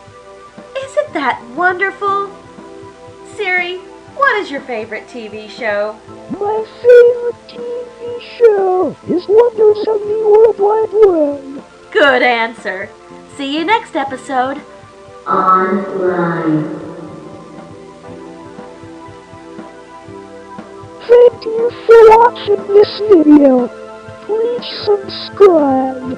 Squirrel Monkey is not affiliated with Apple.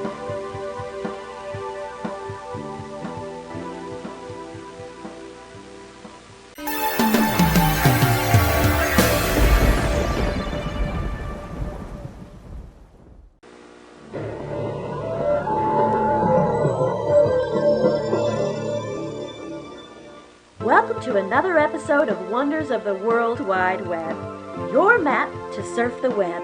In this episode, we are going to talk about Netflix. But what is Netflix?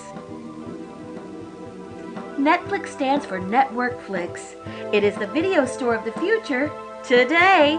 Netflix allows you to rent movies on your computer. But how does this digital video store work?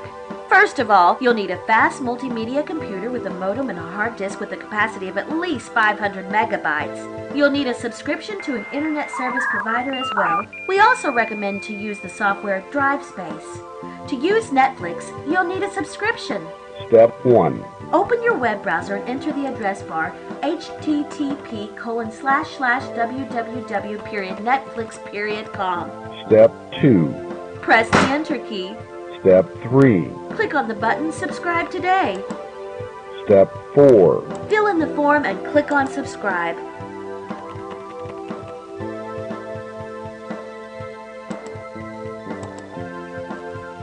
Step 5.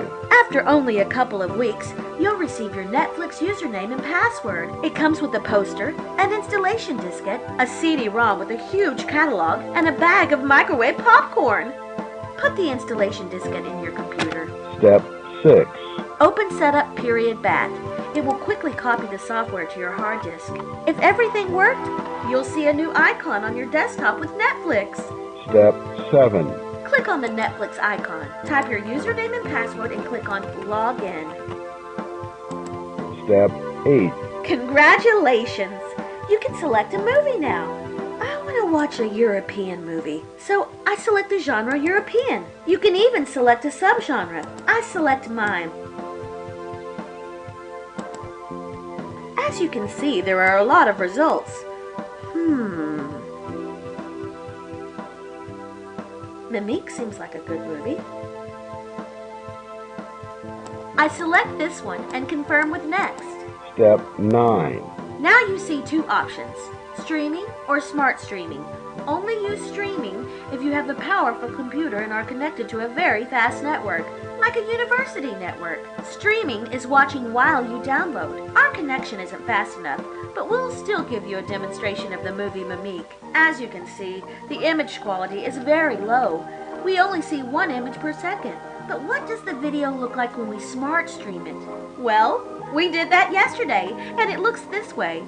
Way better, isn't it? And if you click on the full screen button, you even get a better movie experience. Step 10. We are going to smart stream a movie. I pick the movie Days Pass. I click on smart streaming. It immediately starts to download the movie and it shows me the estimated download time. In only 11 hours and 30 minutes, I can watch my movie and I don't have to leave my home for it.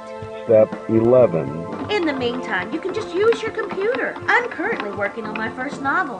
Ugh, I hate that paperclip so much. See you in 11 hours and 30 minutes. Step 12. Wow, our movie is downloaded. Isn't that awesome? That's my popcorn. Have fun watching the movie. After watching the movie, you don't have to return it. You can keep it as long as you are subscribed to Netflix. We'll finish this episode with some general advice. We recommend you to delete the movies you've watched to save drive space. If you pick a movie with your partner, we recommend you to disconnect the internet as soon as the movie list appears.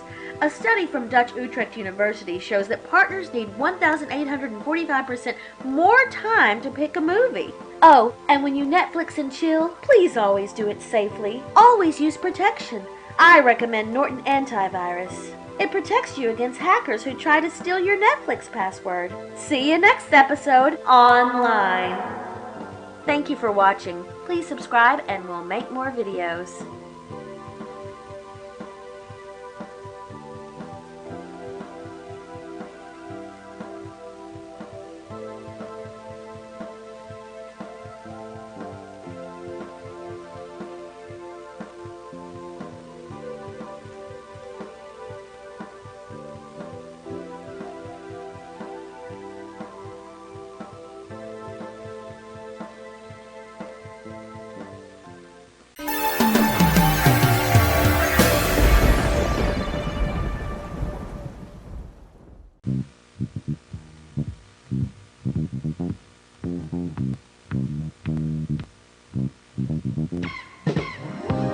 Since the 1920s, several members of the Murray family have educated us about technology, like radio host Albert Murray, television host Melvin Murray, and of course David Murray, also known as the 8-Bit Guy. You may have seen his TV program about computers.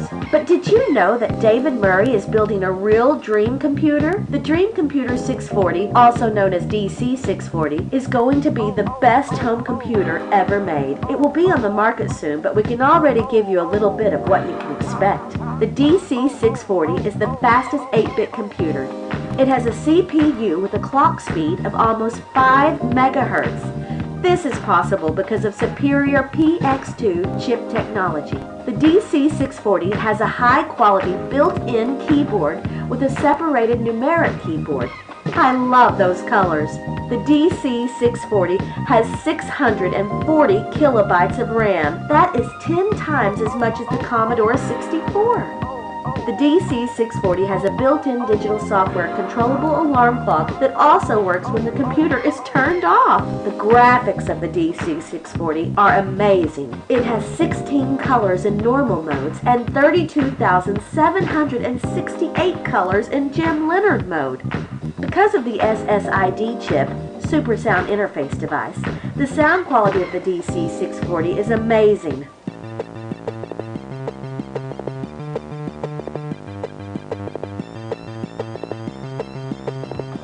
Wow! On top of the DC 640 there is a breadboard. With this you can use your computer as a power supply for your personal electronic projects. And the best part of it is that you can control your hardware with the DC 640. The DC 640 has an FM oscillator and an FM receiver. This means that you can transfer software and files through the air from one DC 640 to another one. But there are more possibilities. Now radio stations can broadcast newspapers in just a couple of minutes.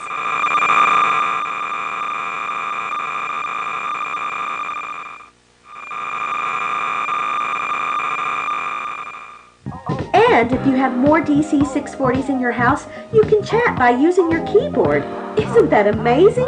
Let's turn our prototype of the DC 640 on.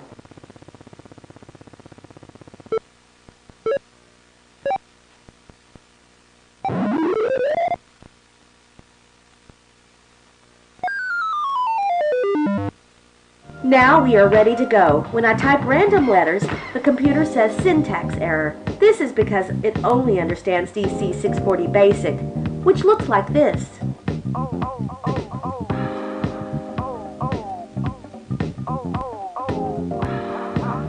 There is not a lot of software available yet for the DC 640, but that's not a problem, because now we're going to reveal the best part of the computer. When I press F10, we see this screen. It's a list of other computers. When I, for instance, select Commodore 64 compatibility, my DC 640 becomes a Commodore 64. As you can see, it says Admiral 64 instead of Commodore 64. That's because of legal reasons. The 8-bit guy could not use the original Commodore 64 Basic, so he made his own version. I can't wait to buy my own DC 640. Until then, I'll just have to dream about it.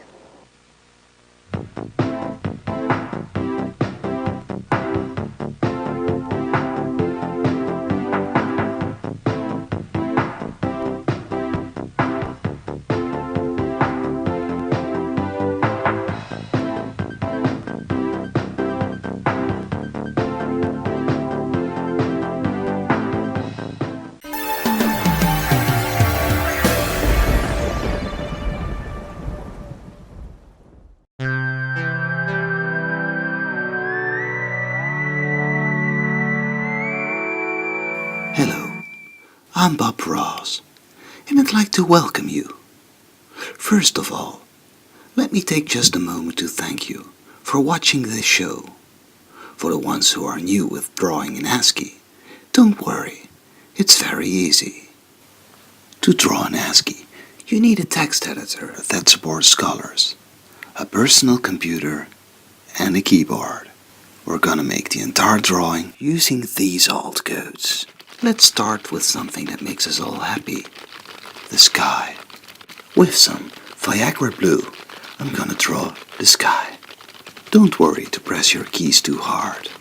That doesn't affect the characters appearing on your screen. A nice sky deserves a nice grass field. The kind of grass you walk on. We're going to use a Viagra blue background and a Kermit green foreground. Just type randomly the mentioned alt codes and it looks like a real field. There. Don't try to copy exactly what I'm doing here. The drawing is your own world, your own friendly world. The sky looks a little empty, so let's draw some clouds. I use a little Betty White with a tiny bit of Viagra blue. See? Pretty clouds. Let's get serious. What about some mountains? I use a little George Clooney grey as a foreground and some Betty White as a background for mountains. Just use the mentioned characters randomly and it looks like a real mountain. If you cook a meal for a friend and it looks terrible, always say it's a mountain. People like mountains. We use the same random technique to draw a lake. Do you know that lake is also a Dutch word? It means amateur. The father of my cousin was Dutch, and he was the best wheat farmer I've ever seen in my life. Let's build some bush. There. You know, my mother-in-law voted for Bush. She is a Democrat, but she liked his family name. I agree with her. I like Bush, especially Red Bush. You know, let's change the landscape. In our fantasy world, everything is possible. Let's make trees of the bush. Now our pretty drawing is finished. I hope you enjoyed our work together. And I hope to see you next week in the Joy of ASCII.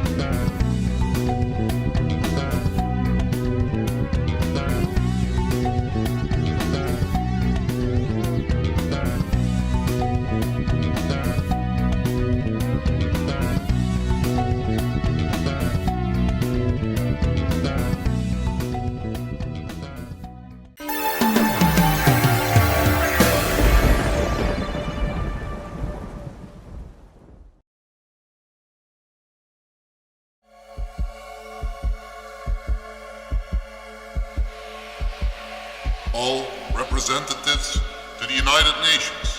We don't need social media. بصيبوا على فيسبوك ونبينا Instagram ونبينا social media. Even Mr. Farage wants to get rid of social media. Dass es Facebook gibt, ist für viele, glaube ich, toll. Aber auch Facebook wird nicht das ganze Leben glücklich machen. I am very proud to announce today that we have reached a deal to shut down social media.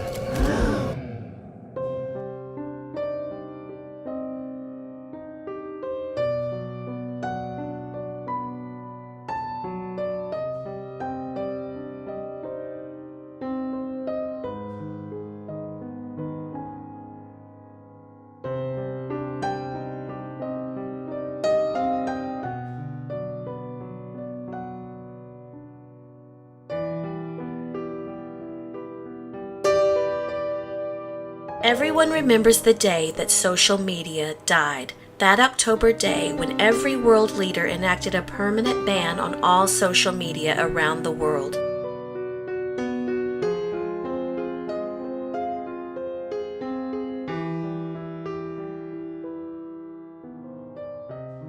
Believing social media to be slowly eroding the fabric of society, it was decided that something must be done to protect the world from this digital scourge.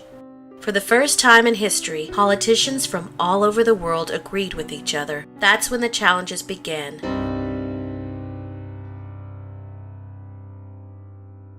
The first hurdle was to create an operational definition of social media. What is social media? When is a website or app considered a social media platform? What is not considered a social media platform? These questions were carefully considered as part of a month-long study to determine whether a ban should or should not occur. The United Nations appointed a committee of scientists, technicians, researchers, and other experts to examine the evidence and research, then report their findings to the world. The result was an incriminating 32-page report that created a compelling case for the ban. A day was set to enact the great social media ban, Halloween. On October 31st, 2019, Greenwich Mean Time, the proverbial plug of every social media platform were collectively pulled. Most governments agreed to financially compensate the largest social media companies so that they could give their employees severance packages. Something that never came to pass. When the bill was accepted, Facebook was the first to respond. A message from CEO Mark Zuckerberg appeared on every user's wall as well as Facebook's front page. Dear friends, on October 31st, 2019, this website will no longer be a social media platform. For the past 15 years, Facebook has connected the world. We've been together through your celebrations, your good times, and your tough breaks. We've shared our most precious and emotional moments, passions, love, and friendships. This is not the end. We should not say farewell, but rather we should stand together and say, goodbye for now, friends. We'll be together again soon. After all, nothing is stronger than the human connection and friendship itself. Facebook sent every user a link where they could download a backup of all their posts, videos, photos, and Instagram uploads. Always innovating, Facebook found a way users could keep their contacts, share email addresses, and were still given the ability to choose to skip people. Many users left Facebook before the last day, but some chose to linger on the platform until its final moments. Psychologist Toby Jenkinson from Long Island wrote, "What's the point?" To which the world responded, "End of social media parties, of course." And that was the end of Facebook. Other platforms came to slightly more unceremonious ends. Twitter didn't bother with a message at all. They simply continued working until the platform went dark. That didn't stop the platform's highest profile users from creating a few notable last tweets. The Dalai Lama tweeted, "We human beings need to understand that there are more important things than social media. What gives our lives meaning?" YouTube celebrity Weird Paul tweeted, "I am starting a subscription service by actual mail. I will send you posts, photos, and files on CDR so you can still follow me."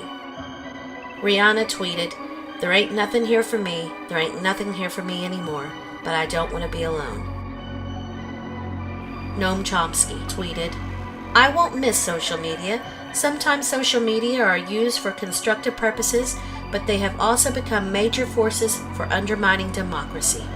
Marshmallow tweeted, "Social media, when the morning comes, when we see what we've become, #happier." NASA wanted to tweet 2 last messages, but they were too late. "We have some exciting news for you. This is the biggest news in the history of our agency. We discovered that we can make contact with..." Greg Benson of Mediocre Films' last tweet was, "I have a poopy butt." Kanye West's last tweet was, "Thanks for listening to me, world leaders." The last tweet that was posted in the entire history of Twitter was, @HaggisHunter2000. "I don't give a crap about your opinion, dude. I'm gonna block your ass."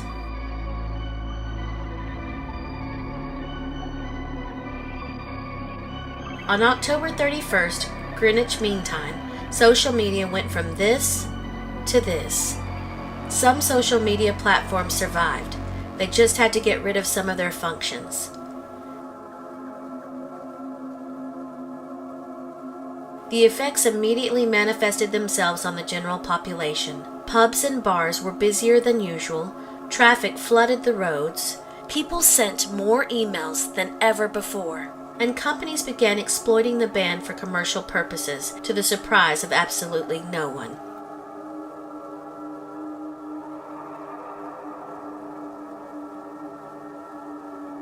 The ban seems to have affected millennials significantly. That's why the ASMB Foundation was founded. Generation Xers and baby boomers could register themselves as an ASMB, or After Social Media Buddy. It helped many millennials, including internet celebrity Ashley C. Blonde. Ashley told the online magazine Boing Boing, "I couldn't sleep for weeks. Those Generation X baby boomers really helped me because I had no idea what to do without social media. They advised me to open and read a book, to solve a puzzle, and to have conversations. I feel reborn now. I stopped panicking, and now I am a buddy myself." It appeared as nothing special happened at all. That would change 1 week later. Riots broke out everywhere. People were sending chain emails to call for some kind of resistance. One of them was "Poke politicians, it's complicated." Hackers made illegal social media platforms that were only accessible via a Tor browser. They were not successful. A hacker of Anonymous explained, Yes, you're right, it didn't really work. There were only hackers and geeks in everybody's friend list. And people, they wanted to see bills of their grandmother, their aunt, they wanted to see their niece as puppies. It wasn't the same, but at least we tried. Did you get that? After 2 weeks, civil wars broke out in several countries. Though people plundered and looted stores and attacked government buildings, the majority of the fighting took place via email. Today, we still operate under the ban and have no social media at all. Will social media ever return? Will we find a suitable replacement? It's hard to believe that the great social media ban isn't a great historical event, but something that only went into effect relatively recently. It feels so long ago, but it's only been 2 months. And that is perhaps the most terrifying thing about all of this. So where do we go from here?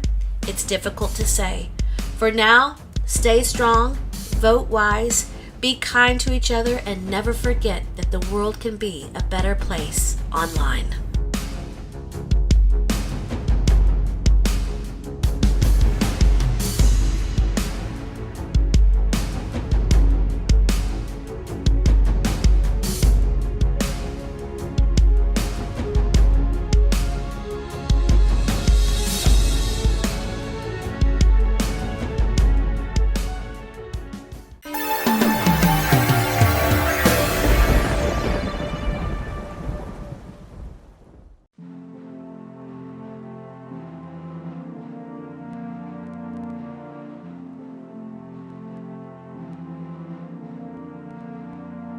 For many centuries and in many cultures, a mysterious character shows up in several books, letters, and paintings.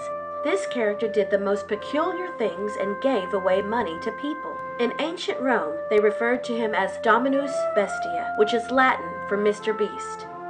The first story of Mr. Beast shows up in the year 67 AD. According to the legend, he gave a speech on the side of a mountain. Great crowds followed him. His speech was very uncommon. It only contained the words, St. Paul, St. Paul, St. Paul. St. Paul, St. Paul, St. Paul, St. Paul, St. Paul, St. Paul, St. Paul, St. Paul, St. Paul, St. Paul. It had a great impact on his disciples, who said that he said it 100,000 times. St. Paul, St. Paul, St. Paul. According to an old Mexican legend, a man with the name Señor Bestia showed up at a small village to fill an entire swimming pool with cherry tomatoes.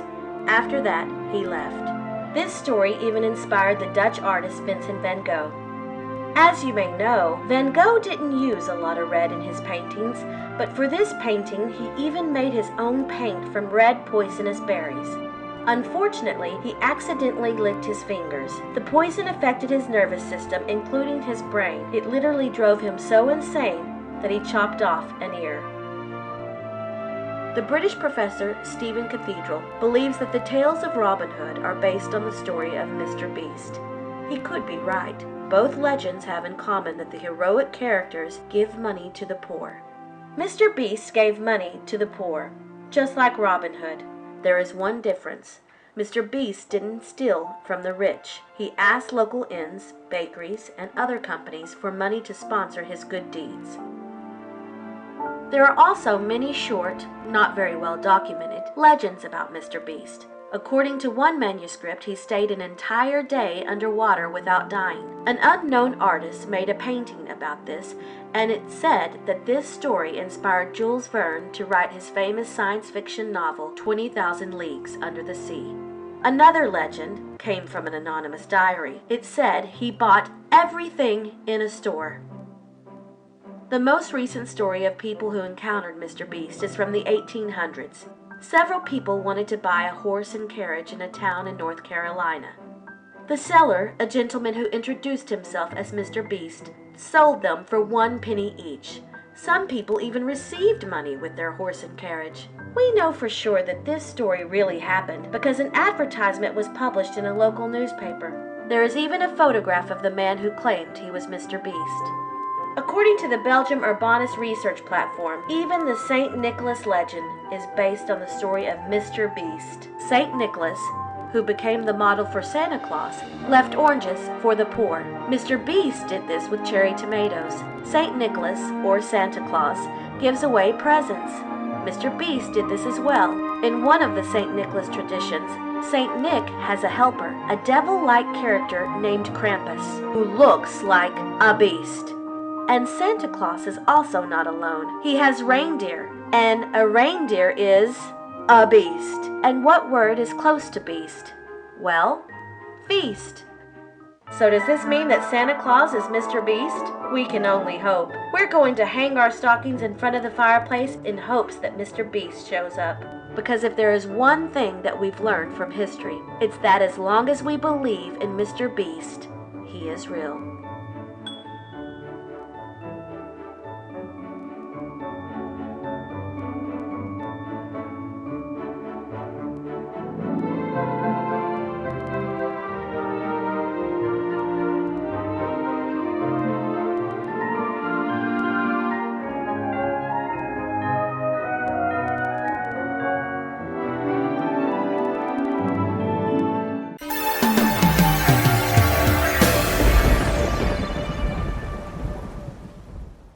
Welcome to another episode of Wonders of the World Wide Web.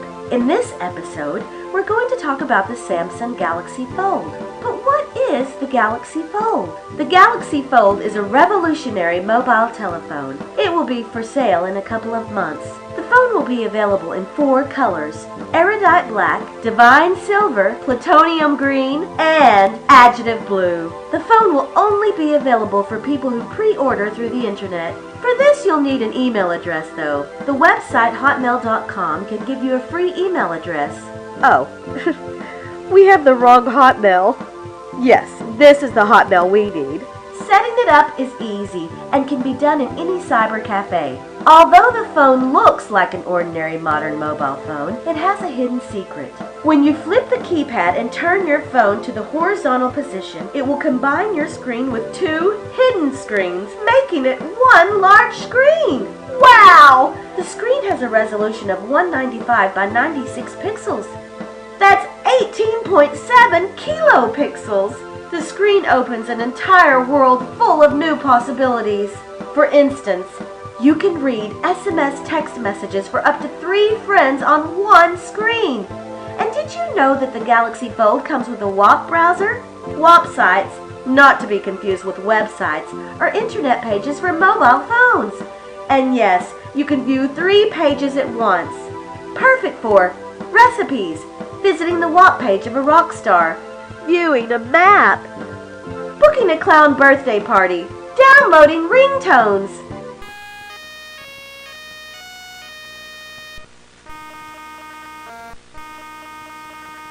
And I can go on!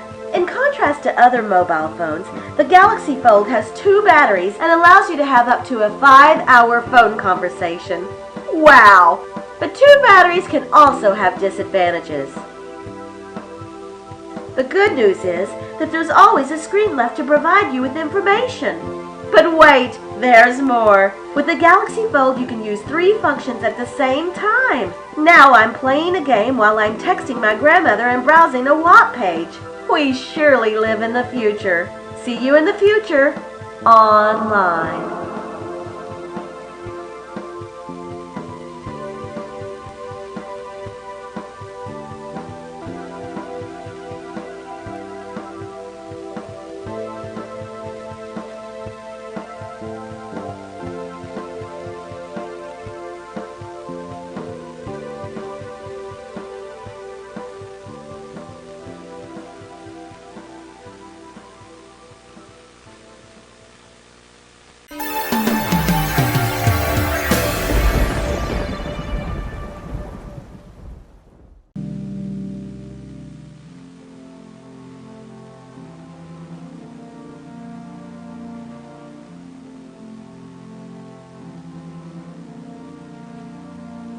Although it has over 1 million disciples, LGR is one of the most mysterious secret societies in the world. If you have a PC, Commodore 64, or Sinclair ZX Spectrum, there's a big chance that you've seen one of their odd intros. Every intro has one thing in common. They challenge people to decode a file. But what happens when you decode the file? Computer experts from all over the world have tried it. One of the people who successfully decoded the file is Joseph Ladabos. He explained to us how it works. This is the secret encrypted message. Ladabos tried every standard encryption method until he discovered that the message came with a key, namely the intro itself. This is what the executable file looks like. But how can we decode the left file using the right file? It's simple. For every character stands a number. You can find it in every computer manual. It's called an ASCII code. Be sure to find an ASCII table that includes extended ASCII codes. Our secret message starts with these characters. Let's decode them. The extended ASCII codes that stand for those characters are 176, 171, and 182. In our executable file, we see in the same position the letters D, D, D. The ASCII codes for D, D, and D are 100, 100, and 100. When we subtract 100 from 176, 171, and 182, we get the numbers 76, 71, and 82. Those are the ASCII codes that stand for LG and R. The rest of the decryption is a little more complicated, but we won't bother you with that. This is the decoded message, an invitation to become a member of LGR. What does LGR stand for? Some people joke that LGR stands for Lazy Game Reviews, but there is an underlying message in code. First of all, LGR contains 3 letters. 3 in many religions is a special number. In Hinduism, it refers to the 3 paths to salvation. In the Norse mythology, it refers to the 3 sons of the god Bor. In Buddhism, it refers to the triple Bodhi. In Judaism, it refers to the 3 sons of Noah, and in Christianity, it refers to the doctrine of the Trinity. You may think, what kind of word is LGR? It doesn't contain vowels. When we change the letter order a little and add vowels, a secret message appears. The Latin word gloria, which means glory. That's what LGR is all about. But we'll explain that later. One of the most mysterious things we discovered about LGR is that it exists for over 1,000 years. It was founded by a man named Clint Basinger, a man who became famous for his prophecies. LGR disciples believe that their leader is one of the many reincarnations of Basinger. According to Dr. D. Murray, a PhD in LGR studies, his name even contains prophecies about the future. Although the first Clint Basinger lived over 1,000 years ago, his name contains several computer terms, like the extensions of the programming language C and BASIC, and Lint, a tool that analyzes source codes to flag programming errors. When we remove those computer-related words, the word Inger is left. But what is Inger? Inger is a mythological god of Earth's fertility, but it has more positive meanings. It's Old Norse for daughter of hero and pretty. One number that people associate with bad things is the number 13. When we move the letters Inger 13 places in the alphabet, called Rot 13 code, a new word appears.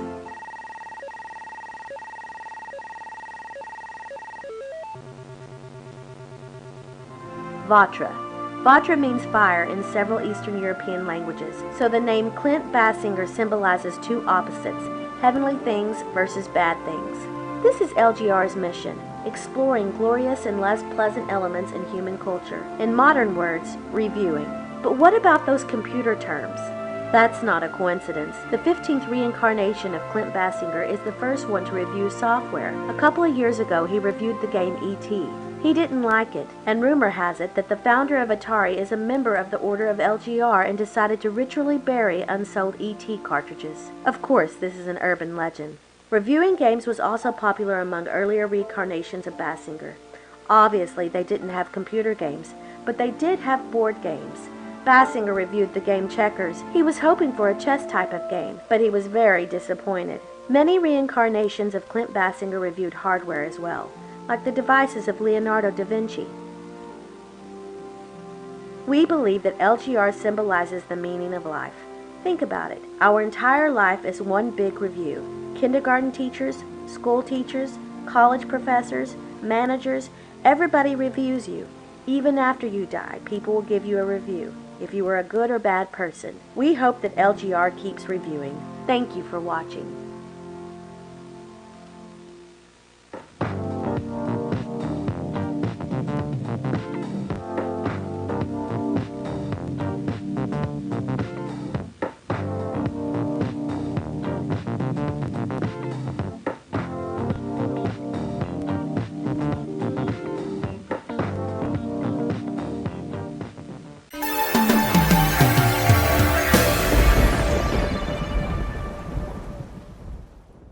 Welcome to another episode of Wonders of the World Wide Web. In this episode, we're going to talk about TikTok.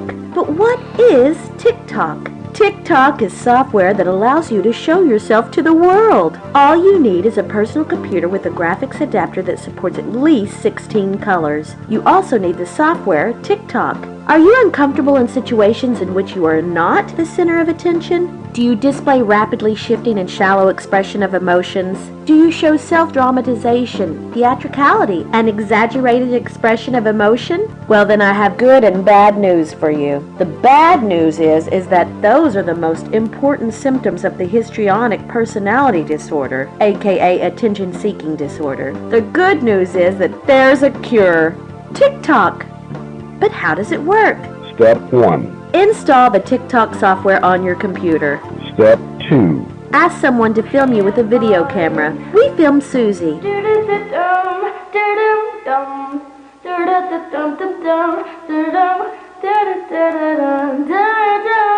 Step 3. Send the videotape to TikTok. They accept all kinds of videotapes like Video 8, VHS, Betamax, and even V2000. Step 4. After 1 month, we received diskettes with digital short videos of parts of our videotape. Start the TikTok software and import the videos. Step 5. Now we can TikTok. We select one of our videos. Step 6. Now we can add music and movie quotes. What about this?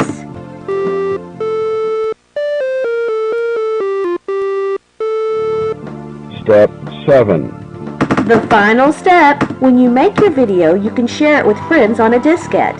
Friends can import the videos using the import function. But wait, there's more. You can also make a duet video in TikTok. For this, we'll use the video of Nick. Wow, look at those moves! Nick's twin sister copied this video and added her own video. The end result is this split-screen video. Isn't that awesome? People who own a modem can do more with TikTok. They can share their videos with the entire world. Look at all those people. Wow! Let's download a video from a stranger. Cool! TikTok rewards the most famous with a crown. Like this TikTok member. She makes a lot of videos with her baby. Don't have a modem? Then enter the TikTok chain letter program. Send a couple of diskettes with your TikTok to people and receive tons of videos from strangers. See you on another episode. Online.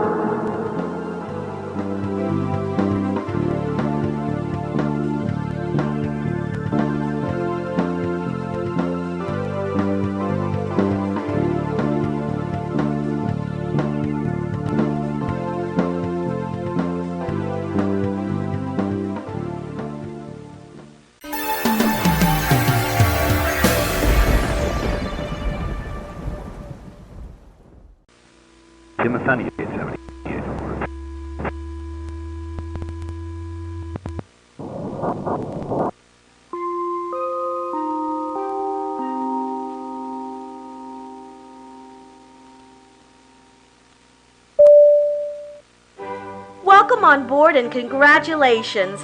When you see this video, you've made the selection. You are one of the first 25 passengers who will travel to the future. The journey will take 8 hours and you'll arrive on the 21st of September in the year 2145.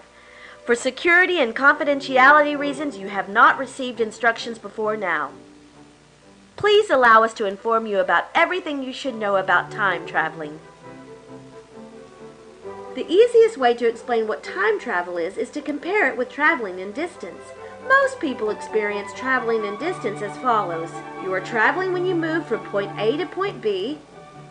When you stop, you are not traveling. This is a major misconception.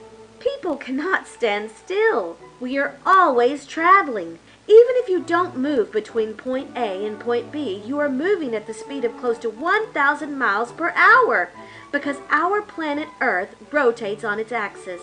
And even if Earth didn't spin, we would still orbit around a star called the Sun at the speed of 67,000 miles per hour. People are not only continuously traveling in space, but also in time, at the speed of 1 second per second. But you are going to be one of the first humans who travel faster in time, what most people consider time traveling. Traveling to the past is impossible for people, but it is possible to send signals to the past. We'll explain that later. History of time travel experiments.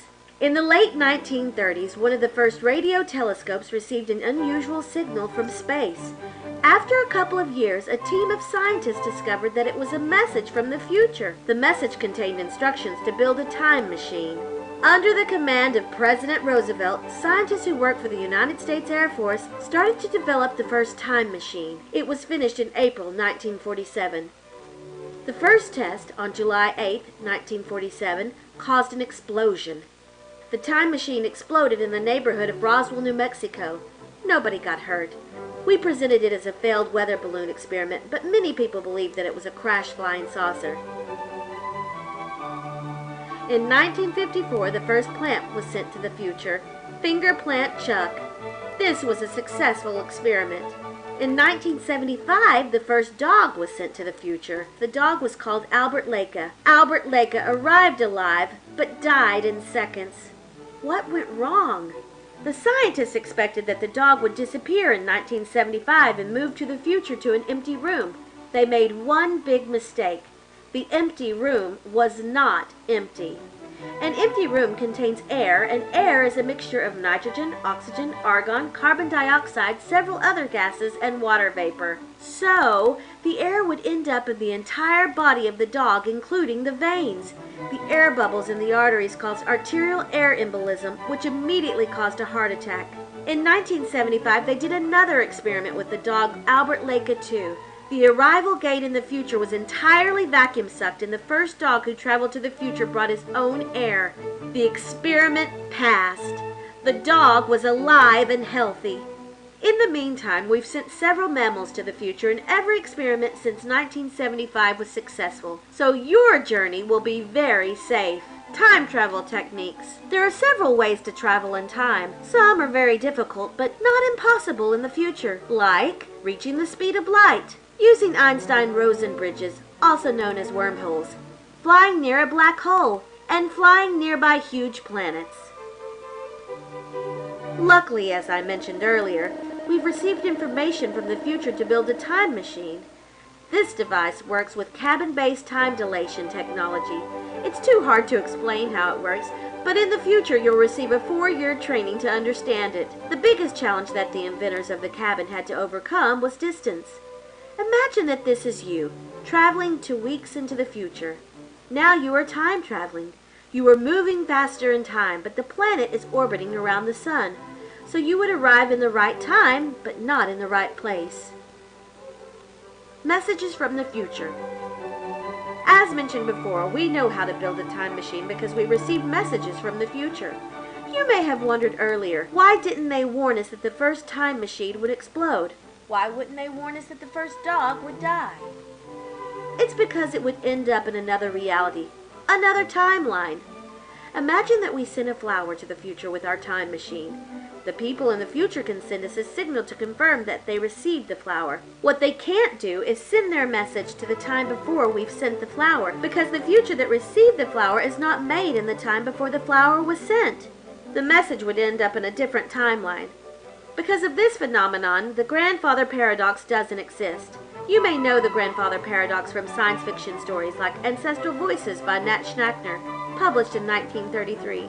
In those stories, a person travels to the past and kills their own grandfather before the conception of their father or mother, which prevents the time traveler's existence. If traveling back in time was possible, you would not disappear if you would kill your grandfather, because the future you are residing in was already made, including you. You would just not be born on a different timeline. Do you remember when the newspapers mentioned that the Ohio State University's Big Ear radio telescope received a strong narrowband radio signal on August 15, 1977? They called it the WOW signal. A lot of people thought it was extraterrestrial. It was not. It was just another message from the future. What does your arrival look like? First, you'll be observed by a doctor. After that, a huge team of people will welcome you. The entire world is watching to see your arrival. Things you should know. There is less greenery in the future. Don't complain about it, because the people from the future are not responsible for it. They blame the past, your time. Don't feel offended when people swear in front of you. Some of the words are regular language, and people have no bad intentions. People look younger in the future. A woman who looks like a young woman could actually be 80 years old. Genetic design is common in the future. Don't get scared when you see people with purple eyes or extremely big eyes. Besides, you'll scare people as well with your looks. A lot of historians will approach you as soon as you arrive. It's also likely that temposexuals will approach you. Temposexuals are people who are sexually attracted to people from a different time. According to the book DSM-61, their attraction is a projection of a hidden desire to travel to another time. Don't be afraid. Fear is very common, as you will be in a totally different time.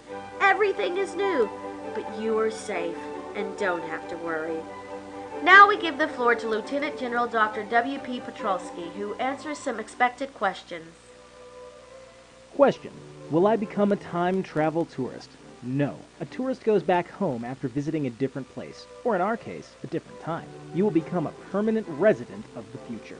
You will not return. Question: will my bank account still be active? No, but you don't have to worry about money. We arranged everything for you. Question: what will I hear and see during time travel? As soon as we start our engines, you will see nothing special. However, our experiments have taught us what time traveling sounds like. It may sound strange or almost eerie to your ears. However, some folks love the sound of time travel, comparing it to the song of the heavenly choir or their favorite music. Other people think of that weird Doctor Who noise. In reality, it sounds like this.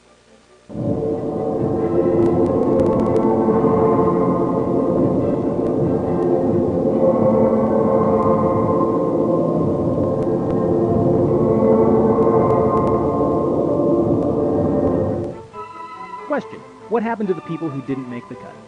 This part is ingenious. We'll put them on candid camera and convince them it was all an elaborate prank. Question: what will happen to my family or friends? Don't worry about that. We'll take care of it.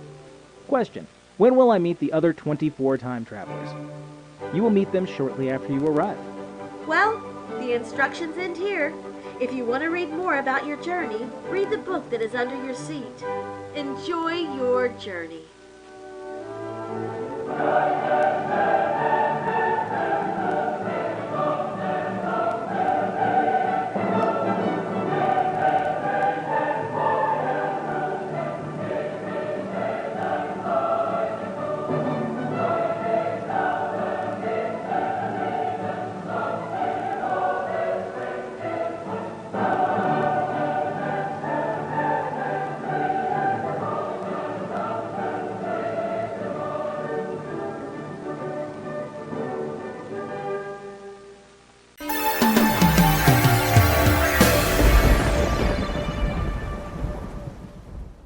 Welcome to another episode of Wonders of the World Wide Web. In this episode, we're going to talk about Twitch. Do you love to play computer games, but do you wish you could share your screen with the entire world while you're playing a game? It is possible with Twitch technology. This is a computer in Los Angeles. And here is one in New York. Both computers are connected to a modem so they can communicate with each other. We type the word hi and send this to the other computer. The modem converts this word into digital bleeping sounds that travel through our phone line to New York.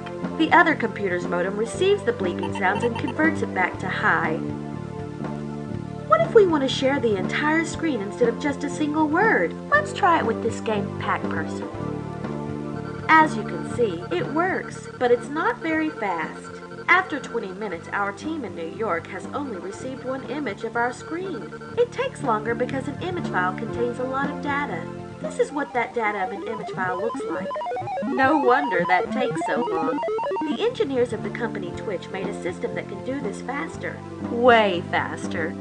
Now we are playing the same game using Twitch technology on both computers. Our team in New York can see us play the game live. But how does it work?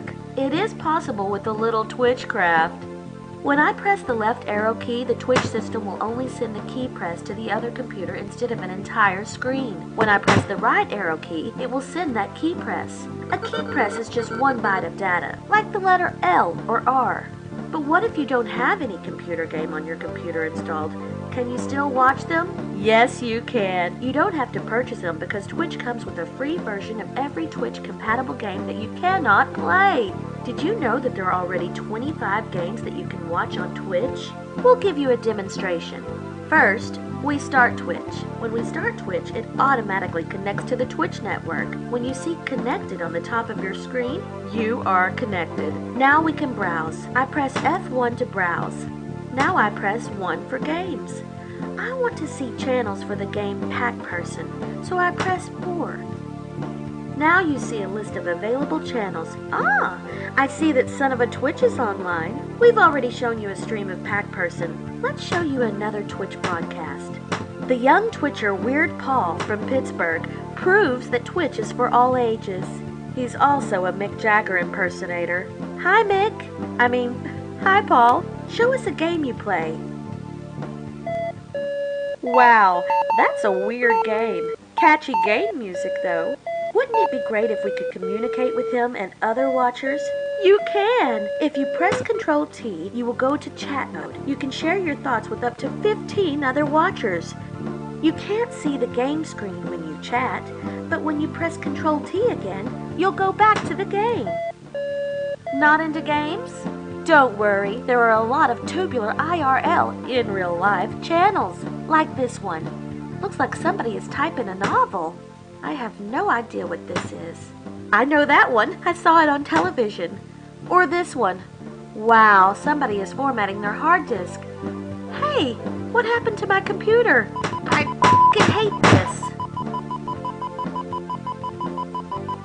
If you don't have a computer, you can still use Twitch. There is a Twitch hotline that allows you to listen to Twitch channels. We're going to listen to the channel of the Swedish gamer PewDiePie. Twitch hotline. After the bleep, I enter his channel code. Oh no, I'm in this maze, and there are ghosts everywhere. They're chasing me. Oh no, the ghosts are chasing me. Oh, now I see a cherry. Listening to people who play games is so entertaining. Maybe PewDiePie will inspire people in the future. Who knows? Have fun using Twitch online. Thank you for watching. Please subscribe for more videos and don't forget to check out the YouTube channel of Weird Paul, the original vlogger.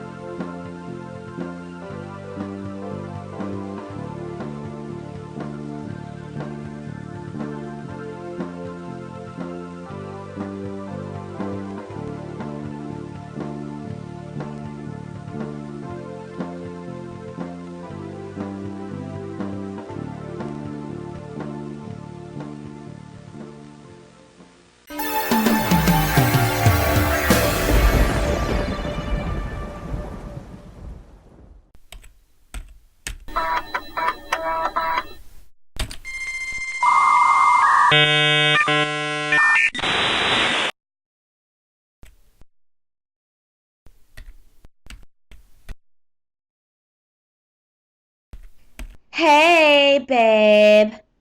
How are you?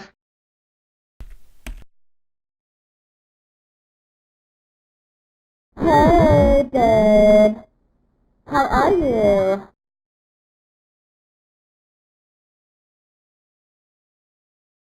I can't hear you. So, like, this software is totally tubular, and now I can, like, call you for a local phone rate.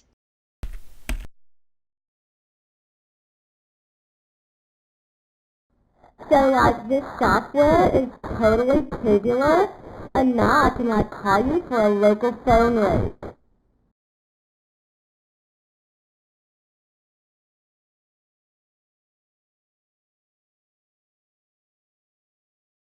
What do you say?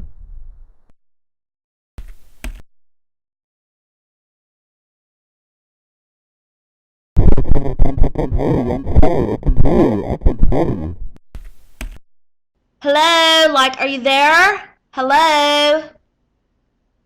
Damn.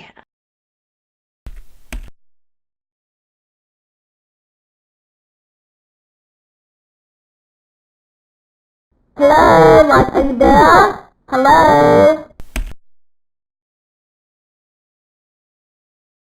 I can't hear you.